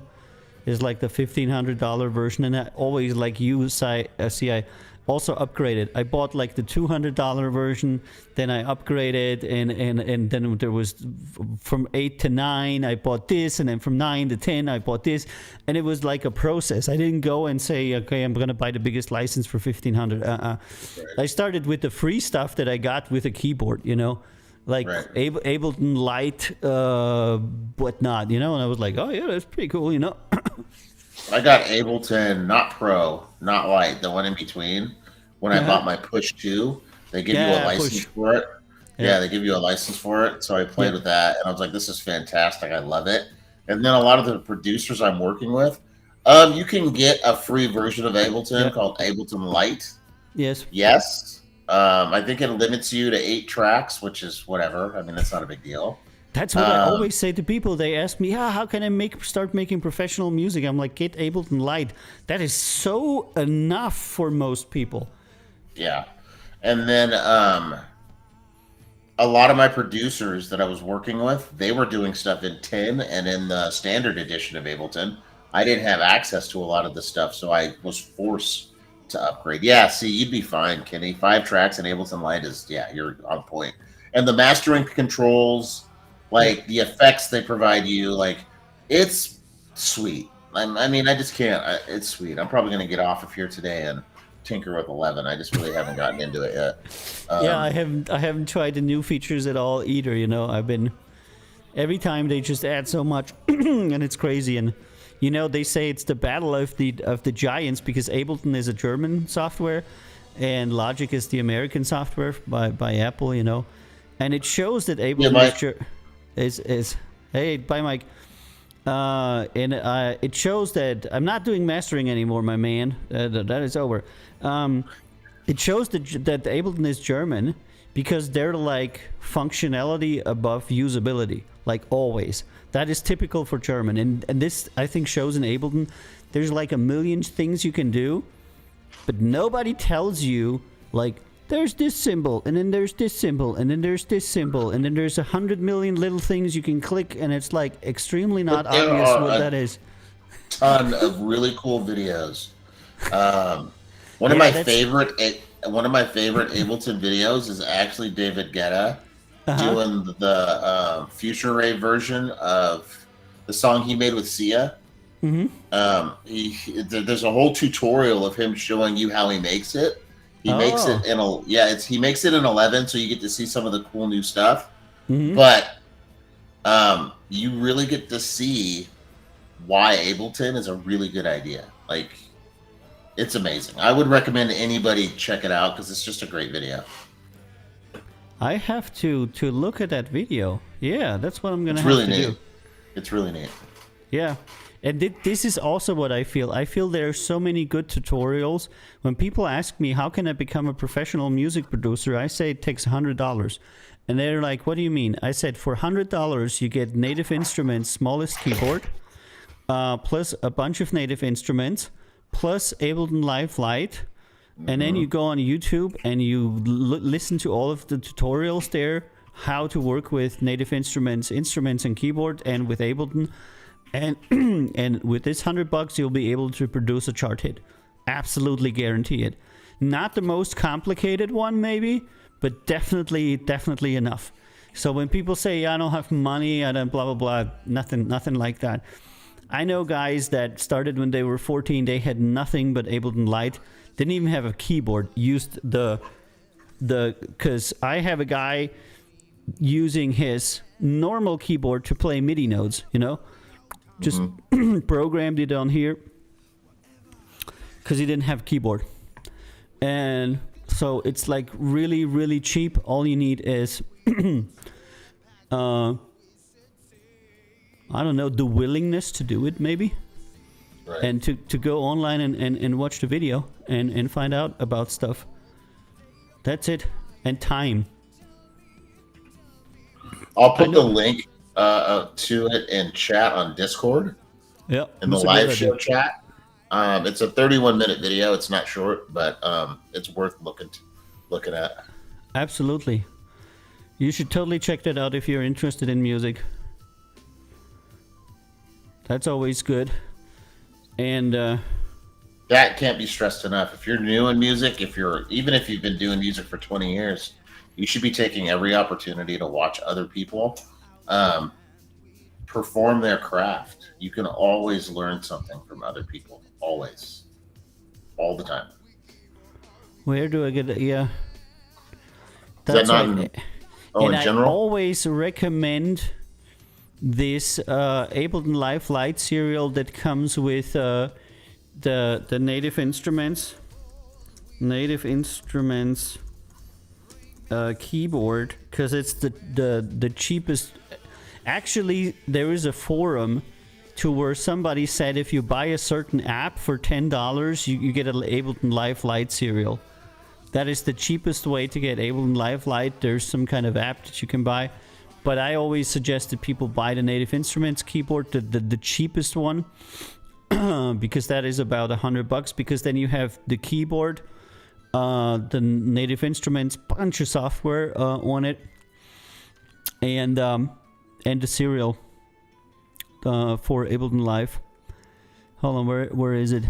I think it's this Complete Control M32 micro-sized controller, something like that. $139 or something. Already a pretty damn good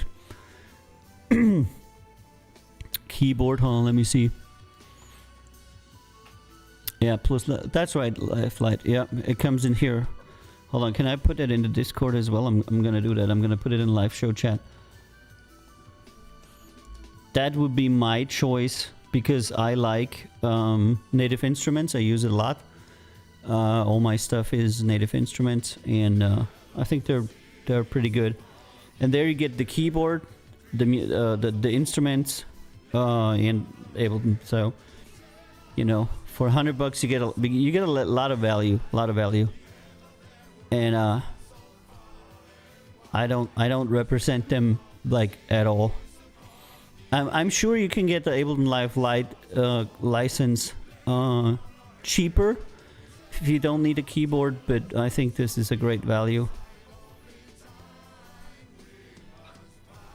So, on to some different. Tell me about Submit Hub. You're apparently mad at them. No, we had that before. That was the intro segment, and it's a very long story that you can rewatch it. We did it while you were not here, Right. but in short, they're becoming more scammy every year, less real and more. I mean, they pulled in 4 million so far, lifetime earnings. They do about 70,000 a month, and that has become their prime motivation for what they do. So it becomes really, really difficult when you realize that all they're doing is keeping people in a loop of submission and decline and friendly feedback. And their number one concern is to keep people on the platform and to essentially have them be unsuccessful, or submit to places that don't really pick them up as artists. But we already talked about that. So you're gonna have to watch the show that you're on. Yeah, I've never understood just the politics of Submit Hub. They're just super clicky, and it's just gross. Got it in the lounge. What? Got it in the lounge? What? David Guetta, yeah. There it is, yeah. She posted it here, yeah. Yeah, good day. Good day. Wonderful. Oh, in a lounge. I put it in general. Oh, that's okay. That's okay. No worries about that. No worries about that. Where am I here? Oh, I went to the wrong chatty. Okay. I was going to pop up Reddit. Okay, are there any more? Bob Photo is asking, why is your room all green? Usually I use a green screen. I typically don't during these sessions because it gets a little wonky, but I typically use a green screen. And so I have green walls for the green screen. Yep, that's what I thought. That's what everybody thinks. That's actually pretty smart to paint your room green, because then you don't have to worry about green backgrounds and everything, Maybe one day I don't have a basement. That's my problem. I would like to have a basement, but I don't, that would be optimal for a studio, You can put up lights and everything and make your room green.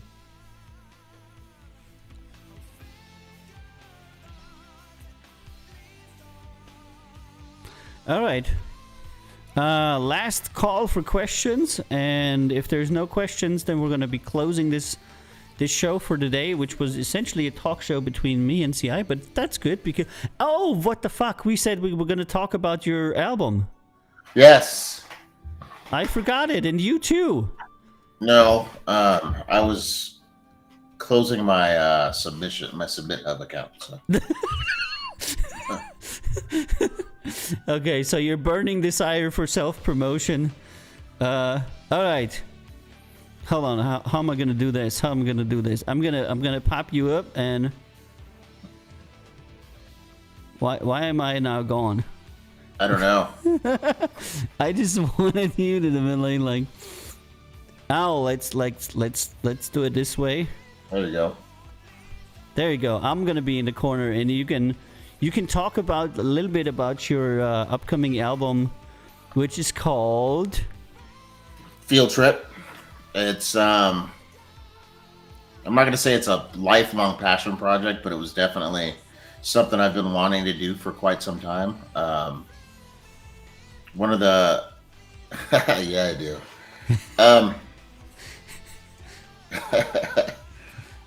It was just Shayla Hamady is the featured vocalist, and I just loved her lyrical delivery and her style, and it just fit really well with the music I was trying to create, which was not mumble rap. It wasn't necessarily that lowbrow top 40 rap that is mostly about the beats and less about the lyricist.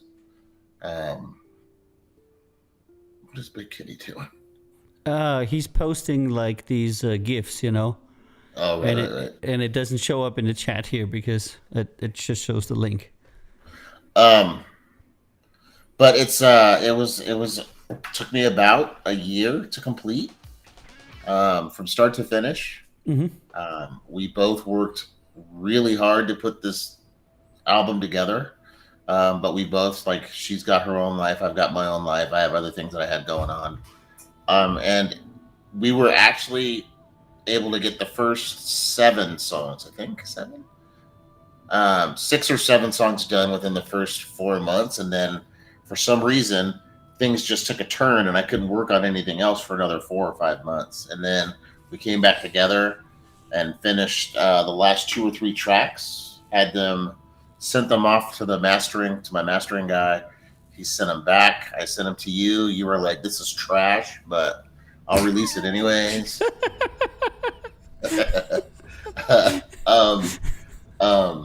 No, I'm really proud of it. I'm super proud of it. Yeah, Kenny, I'll definitely put you to work, man, for sure. On the next one, for sure. I'm really happy with it. I'm really proud of the music that we created. I think it's commercially viable without pandering, I guess, without just being, I don't know the word, inauthentic, cynical. I think it's just good music. I think it's just good music that people will really like if they get a chance to hear it. Okay, see? Look, I got something for you. Oh, the cat! There you go. We all love that cat. Yeah, he's okay. So we have on there, I think 7 tracks or 8 tracks or something like I that. think it's 8, yeah. Because some of them we couldn't get clearance. But I think that we are going to release them also, like on YouTube and stuff, just as uncopyrighted covers, you know. Yeah, like yeah. I have some songs and sing this, like covers are okay, you know. Just like we were talking about earlier, like you have Yeah. covers that you use to drive interest, That's and that's right. what those are going to do. So it's just really important to me that people hear hip hop in a way that isn't what you hear on the radio. Because what you hear on the radio is pretty vapid. It's pretty banal. It's just, bitches, hoes, party, bitches, hoes, party, bitches, hoes, party. Right? Yeah. There's no, and hip hop, contrary to popular belief, isn't always about that. Like, NWA put out one of the most political records of all time. That's right. And Absolutely. Straight Outta Compton, one of the most political. It's not always what DaBaby and these other guys on the radio are doing. It didn't start with that. When I got into rap, I listened to I loved Public Enemy because I loved Chuck D so much, the way that he does stuff. I listened to Boogie Down Productions, NWA, a lot of people that had a lot of stuff to say, even Ice Cube, and then there was gangster rap with Ice-T and other stuffs, but it was always about something. People always told a story, 6 a.m, police at my door. Yeah, right. Right, yeah. Ice-T, that's a classic. Even if the story was, not from your culture or something, it was a story. A story was told. A moral was there. There was tangible content in the song, and now there's almost nothing, and that is so weird to me because it's now all very stupid. It has been, no, it's I lowbrow. You're right. That's right. It's lowbrow. It's just lowest common denominator. It really is. When I listened to the rappers of my youth, I had the distinct feeling that these are intelligent people. that picked up topics that mattered to them, that weren't necessarily something that I could relate to or that I had experienced, but I certainly wanted to hear about it. And when I listen to music now, I have the feeling that these are some first-grade dimwits that have probably not graduated any kind of school and are saying things that are just stupid. Really, it's more about whoever their handlers are telling them what needs to be in the rap. Because because the focus group testing says that if you say the word bitch a certain amount of times in a rap song, people are going to like it. If you're not putting forth this I don't know, this image of just misogynistic, drug dealing thug, no one's gonna want to listen to your music, and it's just obviously not the case, because you've got all kinds of white rappers out there that aren't doing that, and they're making millions. So yeah, there's something going on there. Yeah, it's been a thing. Jack Harlow comes to mind.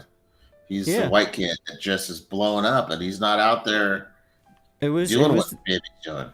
I think the first instance of white people getting into hip hop for me was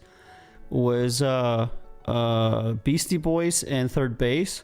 Yeah, and both of those were like looked upon weird, And Third Base definitely got it worse than the Beastie Boys. Third Base always had to struggle. Yeah, absolutely. And I met super talented.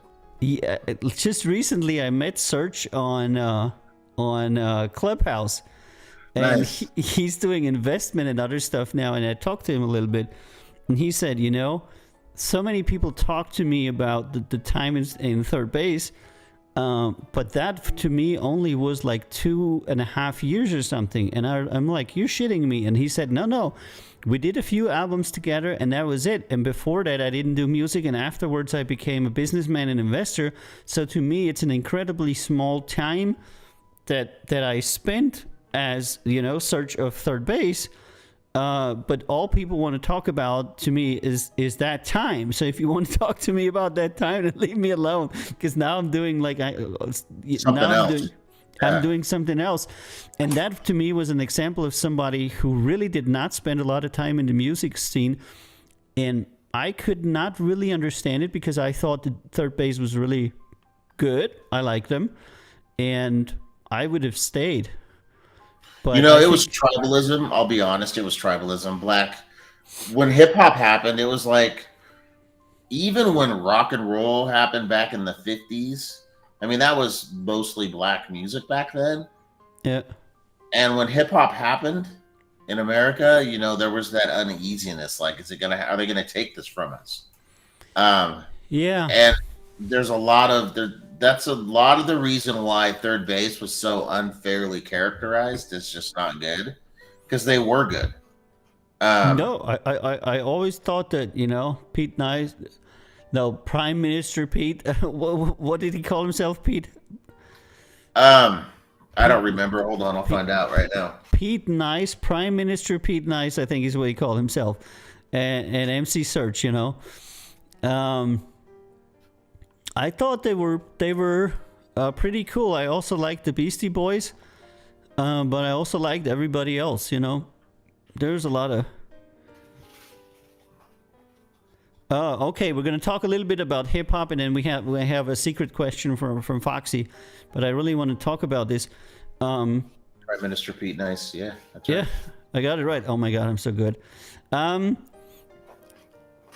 To me, it was interesting because it was the way that I learned English. Also, by the way, because I listened to the music and it helped me learn English, and it told me stories. And it always was about something, and then you learned the lyrics, and it actually provided you with some kind of insight or a story. And a lot of artists back then referred to their albums. People said, when they were interviewed, people said, "Well, what do you think of this? What do you think of that?" And people said, "Listen to my music, then because music was still about something. It was not like, my booty is fat and my car is big. Fuck you all. Fuck you all." That's exactly right. That's exactly right. You could, I always liked, for example, the song "Us" by Ice Cube, which speaks against. It's one of my favorite all-time Ice Cube songs. And yes, Really, mine too. yes, it's super self-critical about Black America. Yep. And I was like, oh my God, this dude is right. Who is doing that to them, and how are they behaving? And this is why I'm so disappointed with the superstars of rap music now, because what are they doing for their community? I know a lot of people don't know this, but I'm Greek from the ethnicity of the Ponti Greeks, which are the people that lived at the Black Sea down to Galilee for the last 3,000 years. And in the 1920s, the Turks killed 350,000 Ponti people, and all of our people had to flee. So there was a genocide, and we had to flee from it. So, ethnicity and persecution is something that stayed with a lot of Pontic people throughout their entire life. And a lot of people think that, just because you're white, you can't be persecuted, which is bullshit, because the Serbians killed the Bosnians in Srebrenica, right. and there's a lot of stuff that white people did to white people. But one thing that I learned from my father, who immigrated to Austria here, is to make your own shit.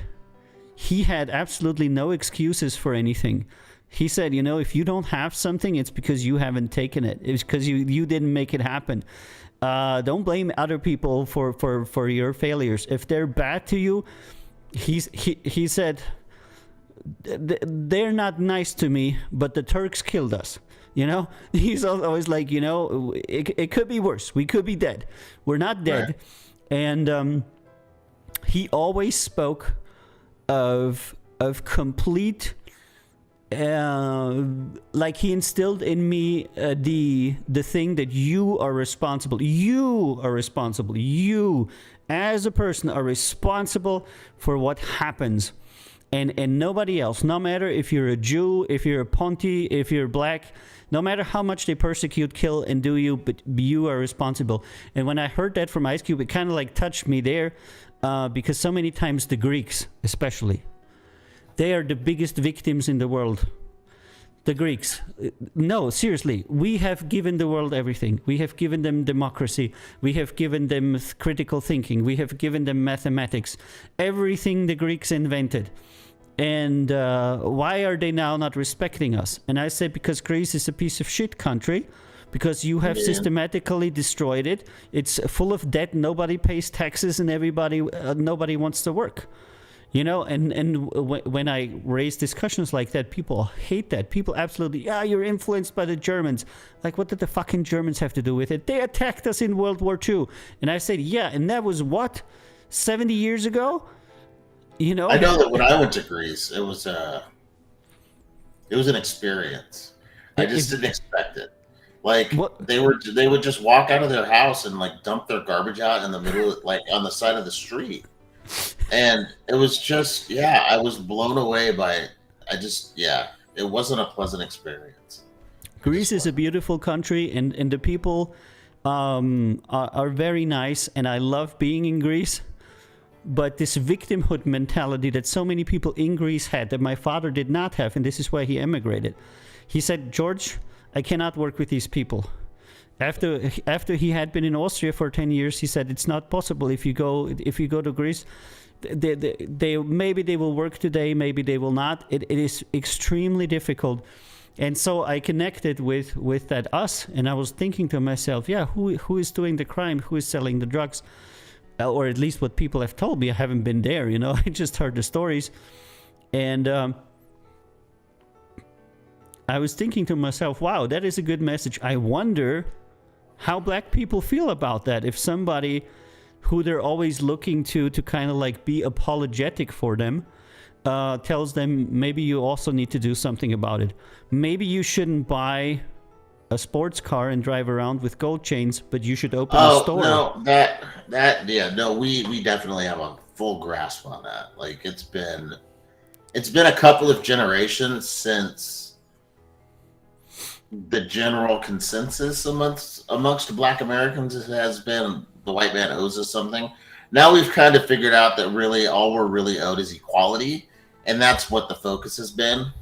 I mean, the discussion of reparations, I mean, it's a fair discussion because, I mean, millions of African slaves were brought here, and we are their descendants, and we have been deprived of a fair shake since we got here. Meanwhile, the labor of my ancestors has helped create, and depending on who you ask, that slave labor is why America is still the leading economy in the world, because they had all that free labor. So we kind of feel like we're owed something there, but we definitely recognize personal responsibility plays a role in our ability to move forward in this society. Definitely more so than it ever has. Like, to say there hasn't been progress. Obviously, I'm not a slave. I mean, there's some progress there, Yay. right? Like, I'm married to a white woman. I own a house. I have a business that I own that no one can take from me. My son gets called the N-word at school on the regular, and he punches kids in the face, and he doesn't get in trouble. I mean, there's a lot of things that you can point to and say it's not as bad as it used to be. There's a lot. So our expectations have evolved considerably, or not considerably. They've evolved accordingly, right? Yeah. We just want to be treated fairly, and we want what's owed to us. We don't really sit around saying, kill Whitey anymore. We don't do that. We're not. You know what? When I was young, I always, like many Austrians, looked to America as a symbol of freedom.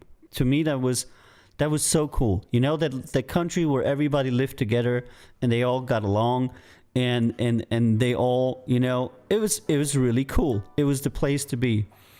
And when I found out that they called themselves democracy, but the last minority to get the right to vote was in the 60s, I realized that this country became democratic in the 1960s. Because as long as you exclude somebody from voting and you say you have democracy and freedom, that is just a fucking lie. So they're one of the youngest democracies, one of the least democratic countries in the known world, because they had retained no voting rights for women and no voting rights for black people, and largely no voting rights for poor people. Also, there was something I kind of forgot. But this actually shocked me when I found out that they had suppressed a significant amount of their society for such a long time, when we had actually gotten over that in the 1700s. But they were always telling us that we were the ones who were backward and they were the ones who were perpetrating freedom. And then I found out it was actually the other way around. And nowadays, every time somebody says to me, we're the greatest democracy in the world, I want to puke, because it's absolutely not true. Nothing could be further from the truth. The country was built on stealing land from the Indians, stealing labor from the black people, stealing more land from the Mexicans, and then just killing everybody in a wanton type of destruction that disagreed with you. Then making a constitution that says you are a citizen if you're white, old, rich, and male. Then you have the right to vote, and everybody else is not a person. And then they're like, yeah, we have to uphold the Constitution. I'm like, are you fucking kidding me? You want to uphold that piece of junk that some racist idiot wrote hundreds of years ago? That is like me going back and saying Hitler was really great. We should totally uphold everything he said. But the funny thing is, millions of Americans say exactly that. Hitler was great. We should do what he did. They say that every day. As a Austrian, as a fellow Austrian, I don't even know where to begin with on how to talk about that. Let me just say, from a perspective outside, the Austrian-Hungarian Empire, the Holy Roman Empire, used to be the largest country in the world. at a certain point in history. And now we are one of the smallest countries in the world. But we are happy. We're highly developed. We have lots of money and everybody wants to immigrate into our country. But 2 world wars have literally cost us, on a perspective of us, everything. We've lost everything. Plus, some very wonderful person had the idea to just kill every Jew, every gypsy, every gay person, and everybody who's just mildly different from the regular white people. And had my father been in this country before, they would have killed him too. So it is kind of like saying, you know, we should get Stalin back or something. I think it's a lot of people who have really no clue what they're talking about. They do. Most of the people in America that are talking about bring back, you know, the Confederacy or Hitler was great, have no earthly idea that they would be done away with too, right? Like, you're not smart. You're not what they're looking for. You would just be used to generate a certain result, and then you would be done away with. Like, they're not kidding when it comes down to, like, racism in America is just, it's rampant right now. I'm not kidding. My son had to punch 3 different kids this week for calling him that word. He was like, "Don't call me that again, or I'm going to punch you." And the kid's like, "You're not going to punch me." And like Jen's like, "Dude, I'm not. I won't get in trouble if I punch you." The obvious conflict has always been, I don't even know how many times you can hear. Sorry, you can hear the N-word in every rap song. And okay, so I can explain that. All right, hold on. Before I know what you're asking. I know what you're asking. I'm not getting it. So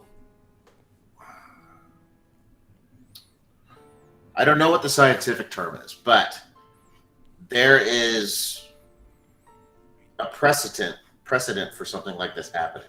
Uh-huh. I don't know how like your wife is with her girlfriends, but I know in America women tend to call each other the B word. They're like, "What's up, bitch?" And it's not derogatory. It's just women. Yeah. It's that same ideal. It's kind of like we stole that word from the white people in America that wanted to use it to oppress us. Lottie, yeah. And understand, this is a misconception. I can't walk up to some black dude I've never known and be like, "What's up, nigga?" and have him be like, "Hey, buddy, I could get in a fight just for saying that." Like, I've had a dude pull his weapon because I said that because he thought I had beef, right? Like, you have to have a deeply, deeply intimate relationship with the person you're speaking to. And the people in rap music are going to do what people in rap music do because the white dude signing their checks is telling them that's what they're supposed to do, right? I mean, that's reality. That's a real. I have had black friends all throughout my life. And until my son, I've never ever used that word more than once in the entire time I've known them. Do you understand? Like, Yeah. we don't go out and say that word like the media wants you to believe we do. Like, we have secret meetings and we're like, "Nigga handshake, woo!" Like, that doesn't happen. That's just not real life. So, Lottie's right. There's a difference in how the word is used. Like, we use it generally as a term of endearment, but if you see a black man say that to another black man, it could very well be possible that one of them is going to lose their life because conflict's coming. Yeah. But it's never a standard greeting. "Hello, Okay. fellow Negro. How are you?" It's just No, I mean not it. Okay, I have some some input here from Reddit from a guy called A Basket of Pears who has been writing something. I want to read some of that out. Basket of Pears says the new generation is a disgrace. It's not going to hold up the Western world. I don't honestly think that we've such a weak generation. That was relating to old school, new school rap. It's because of individualism. My emotion matters. My reality matters. Cooperation is dead. Real value to each other is dead. We have this plastic morality that has replaced it. It's not about fighting war by side or working together. It's about being offended for my individual value. It's weak. And Basket says also, black man is as old as the United States, and I'm not even American, but they fought wars, etc. The problem isn't race, it's basic respect that's gone. This isn't what the people wanted. He's right. he's right. Let me cut you off right there real quick. Yeah. Race is still a problem, and it can't be overshadowed. Race is the conveyance system for that disrespect. It's the motive for that disrespect. It's the justification for that disrespect. So I appreciate what he's saying, and I'll totally let you continue. I just wanted to say that race is definitely still a thing. Yeah. And he's also saying, white people in America, you are holding race alive. Why? Because you have a political agenda. I think he feels that as long as you make a differentiation between race, and let me say something here as a Greek. A lot of people don't know that there's a lot of white on white racism in Europe. In Europe, there's a definite order of coolness on how cool you are depending on where you come from. And when I was born to an immigrant father, I was very much discriminated against simply because I was not Austrian. I was the Greek child, the foreigner child. And to a lot of people, this concept is foreign because they don't know that this exists in Europe. Maybe race shouldn't be a thing, but being different is definitely a thing. Kids will absolutely discriminate against each other if there's one kid that looks different. If there's one kid that dances different, that talks different, that has a bigger nose, a smaller nose, whatnot. This kind of behavior is something that is kind of like inbred into humans for some reason, that we hate or despise the things that are not like us. And it takes socialization to actually overcome that. And I think it's an evolutionary protection mechanism to kind of like favor the tribe and hate everybody who is not of the tribe, or something like that is what I'm currently thinking. You know, in America, it actually, because I'm actually half white. My mother's white. So this is definitely something I can look at from two sides. Although no one's going to be like, oh, your mom's half white, you get a free pass on racism. But I do understand that a lot of it is the agitation of resentments that lower income white folks feel at watching America pass them by, because there are grievances in America that white people have that are fair. There are some of them are fair. Like we say, well, there's, white history is all throughout high school. Well, I mean, for the most part, white people are the bad guys.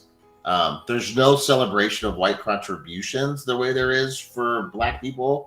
Black History Month, Asian History Month, Hispanic History Month. Like, these are things that we're told that we should celebrate. And I mean, if I were a white person, I'd be like, well, what about my History Month? I mean, it sounds stupid, White History Month, because all throughout high school, it does. It sounds ridiculous. If you were to propose that in Europe, people would be like, what the fuck are you smoking? Right, it's German History Month. It's French. Very obviously, there's a huge difference between the Greeks, the Germans, and the French. And these people do not identify themselves as white. If you lump them together and say you're all white, they're like, what the fuck are you talking about? Yeah. So for them, they see us do things like take Confederate statues down, which we should. It's not like Germany has Nazi statues up. That would be ridiculous. That's ridiculous, right? There's no way that's okay. But in America, instead of replacing them with other white figures, we're replacing them with people of color. So what you're seeing, honestly, well, it's the gradual erasure of white contribution to American society. So as far as, things that I'm like, okay, we could probably put some white statues up. We could probably do that. I mean, that's not a big deal. We can give them a White History Month. That's not a big deal. The rest of it, though, is bullshit. Like, I'm not coming to take your job. You can't call me lazy, mooching off the government, and then say I'm here to steal your job. I mean, you can't do that. That's just not how right? This is literally the same thing that happens here when people talk about immigrants to this country that are from Bosnia, that are from Bulgaria, that are from Romania. They're simultaneously coming to live off welfare and to take our jobs, but you can only do one or the other at a time. So, right, dude, like, what the fuck are you talking about? So the right blames them for both simultaneously, but that isn't even possible. You're either on welfare or you're taking a low income job. You cannot do both, But it's just this. Okay, Lottie here has a point about the N-word. She says, Avi, I tell you to fuck off all the time. You think I would just walk up to someone on the street and say that? Right, exactly. Yep. Okay, that's because we have a certain level of familiarity. So this is why we can talk to each other about that. Yes. And we can say things, That's right. I mean, a lot of people say, when we're like inside the label and like, fuck off and this and that, but we wouldn't say that to anybody. And Basket of Pears says, working class is working class, no matter the race. We are in the same boat. We need to stop talking about race. I feel like that too. I feel like the major difference is between poor and rich, actually. Well, that's what it is. That's why racism is a thing. Sorry to cut you off, but the reason racism is still a thing is because the rich want to keep white working class people and black working class people apart, because the minute we become unified is the minute that they stop taking advantage of Americans and hoarding all of our resources. That's the mechanism that the greedy use to ensure that their greed is always going to be satisfied. So he's right. Divide and conquer. I feel the same way, because in my experience, America, a poor white man and a poor black man have the same life. They share the same experiences. They share the same struggles. They share even the same neighborhoods, etc. Whereas a rich white man or a rich black man does not culturally share America, because I came as a rich white man to America because I was a college kid. I was educated. Everybody was extremely nice to me. Police came to me and asked me if there's something that they can do to help me and stuff. We were driving in a rented vehicle and everybody was like extremely nice to us. And I saw at the same time how they treated other people, and I was shocked, because in Austria you're used to it that they treat people the same. It really doesn't matter how much money you have, but in America people kind of like judge you. And they look at you. How much money does he have? How educated is he? How does he talk? And then when they find out that you are somebody, they're very friendly. And when they find out you're nobody, then they seem to not be. And I think that organized labor isn't a thing in America is actually very bad, because organized labor and unions, which kind of like is a different topic in America, is actually really necessary. Otherwise, poor people will always be taken advantage of. And this entire thing that America is like extremely anti-union would be extremely weird in Europe, because without unions, our workers would have no rights at all for hundreds of years. A minority of one political party is anti-union. America is actually pretty pro-union. We actually just had the first Starbucks in the world unionize in America. Mm-hmm. So we're expecting the rest of them to unionize. With COVID, the balance of power has shifted from the employer to the employees. You're seeing employees being able to exert more influence on what their salary is going to be. But yeah, I've been in a union. Unions are amazing for the most part. Yeah. And when I was a manager, I was in a very large company that had a union. And I was probably the manager that they liked the most, because they always did like anonymous questionnaires to the workers. How is your boss?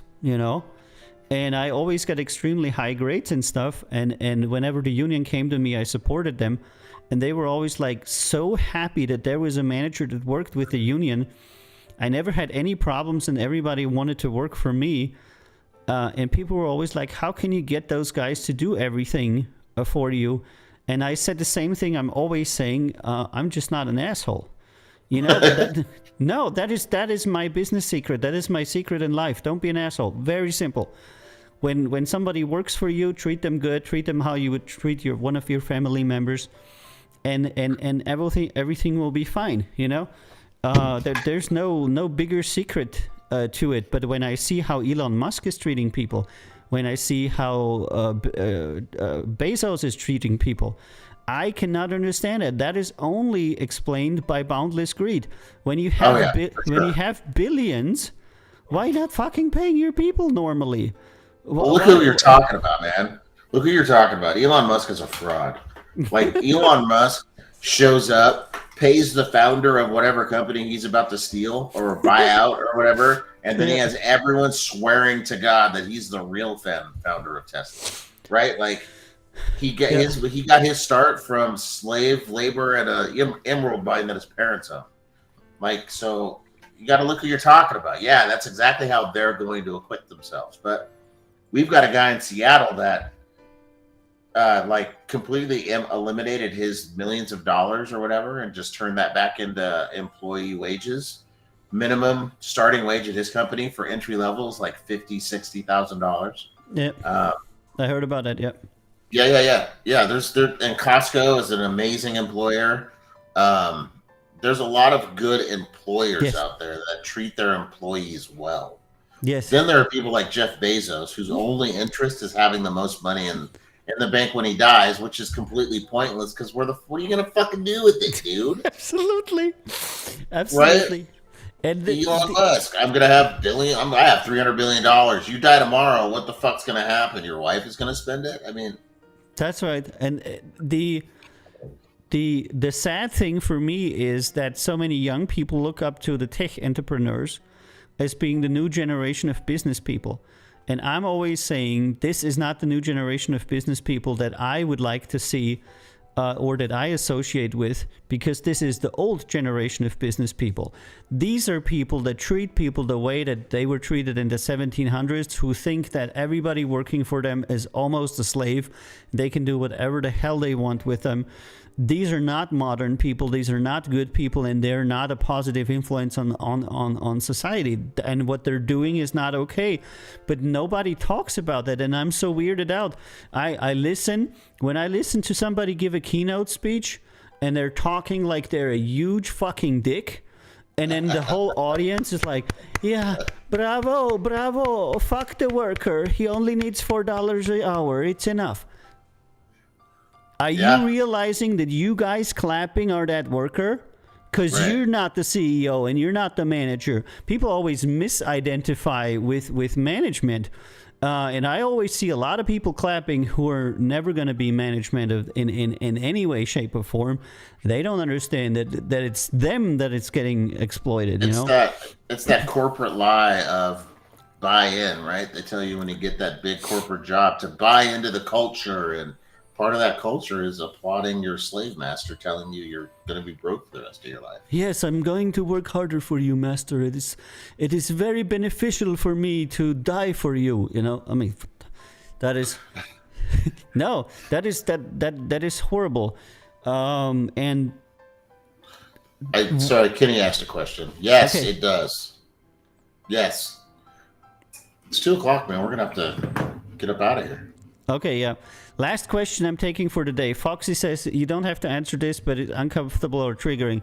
How do you think the COVID situation will affect the music industry, both in short term and long term? See, it's good. I'm going to finish with a music industry question. How's COVID going to affect us, CI? Well, it's been affecting, musicians like Kenny. Like, Ken hasn't been able to do live shows a lot, right? Like, and for musicians in his position, those live shows generate a substantial amount of their income. So that's screwing a lot of it's been wiping guys out. And with people's inability to recognize that wearing a mask is important so people can keep their jobs, their homes, and their livelihoods afloat. Do you guys have Omicron blowing up over there? We do. Yeah, it's blowing up over here. And we've got businesses they don't know it yet, but we're going into lockdown again. We're at like 30,000 deaths a month in America now. That's a lot. That's a lot of fucking people dying. I want to say, because the Reddit stream is ending, I want to say thank you to a basket of peers who has been contributing a lot here, chatting up. Why don't you follow us, a basket of peers, on Twitch? That's twitch.tv/recordlabelboss. Follow the show or follow me on Reddit. Then you'll have the chance to get on another stream when it comes, and then we can chat a little bit more with you.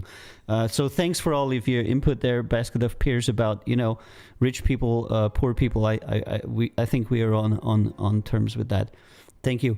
I want to also say COVID is going to stay. The current prediction of the Austrian government is that it's going to be a permanent disease. that new variants are going to develop in countries that cannot afford vaccination, mostly in Africa and South America. And they will continue to come to Europe and to the United States, because as long as not the entire world has been vaccinated, and they think that it's going to be a campaign kind of like smallpox, to where it's going to take 10 to 20 years to completely eradicate it, but that there will probably be an annual vaccine that you take, and it will like 99.9% ward it off from you. But most people in our society believe that it is going to be a permanent thing, at least for a decade or two, not on the threat level that it is now. And how has it affected the music industry? To me, it has transformed this label into the digital realm, like completely. What am I doing here? I'm sitting with one of my friends from America, having a discussion as hundreds of people around the world are watching us. None of that would have happened without COVID, because I wouldn't have started streaming. I wouldn't have reached out. I don't know. None of that, which you see now, would have happened. So I see the good. I try to see the good. I see that a lot of my artists, like Ken and many people who depend on performing, food in the mouth for performing, are crushed by it. And so the best way that I know how to do is put all that content in the digital realm. Because if the next pandemic strikes, we're prepared. And if not, it's still a damn good place to be. You know what I mean? Because think about a disabled artist. An artist that is like disadvantaged because they live far, far away. If you create digitally, you can put your stuff out. You can do so many things, and that you couldn't do in like real world, I think. It's why I started MP4W. That's right. That's why I started Count Zero Records. Yeah, the pandemic was. I needed something to do, so this was it. No, I mean, I didn't start it. I started before the pandemic. And then I was like, holy crap, what am I going to do? I just started this label and now it's all going to shit, you know? And so I pivoted, like they say now. Yeah. All right. Okay, CI. Thank you so much for being on the thank you so much for being on the show. And Kenny here says here, Count Zero Records gave me a shot when I wasn't sure where to go. And he's happy he did, because you've been quite the success story, Ken. So worked out for both of you guys. Yeah. No, I'm really happy with Ken, and people in his genre really like him. He does good stuff, you know. And what can I say? He's a friend and a good dude. He's a good songwriter. And we're all happy that we have him. He posts a lot of funny memes all the time. And I mean, they're not really funny, but still. Okay, thank you so much for being on Record Label Boss today, the Talking Edition with CIG from MP4W Records. CI has a new album coming out. It's called Field Trip. It's going to be out on the 30th of December. Is that right? 31st. 31st of December. Write it down. CIG and Field Trip is coming out. I'm going to be back on Monday with a regular music review stream, and then on Friday we're going to do another talk show. CI is hopefully going to be there also next Friday. I want to thank you all for being on Record Label Boss, and we're going to go ahead and go. We're going to start waving to you a little bit. CI, you got to wave so I can turn you off. Say bye-bye. Yeah, waving in the camera is more difficult than you think, because your movement is the other way around. All right, guys. Thanks so much for being on. Have a wonderful weekend. I'll see you on Monday on Record Label Boss. We're going to review some music together. It's going to be epic. And I love you all. See you there.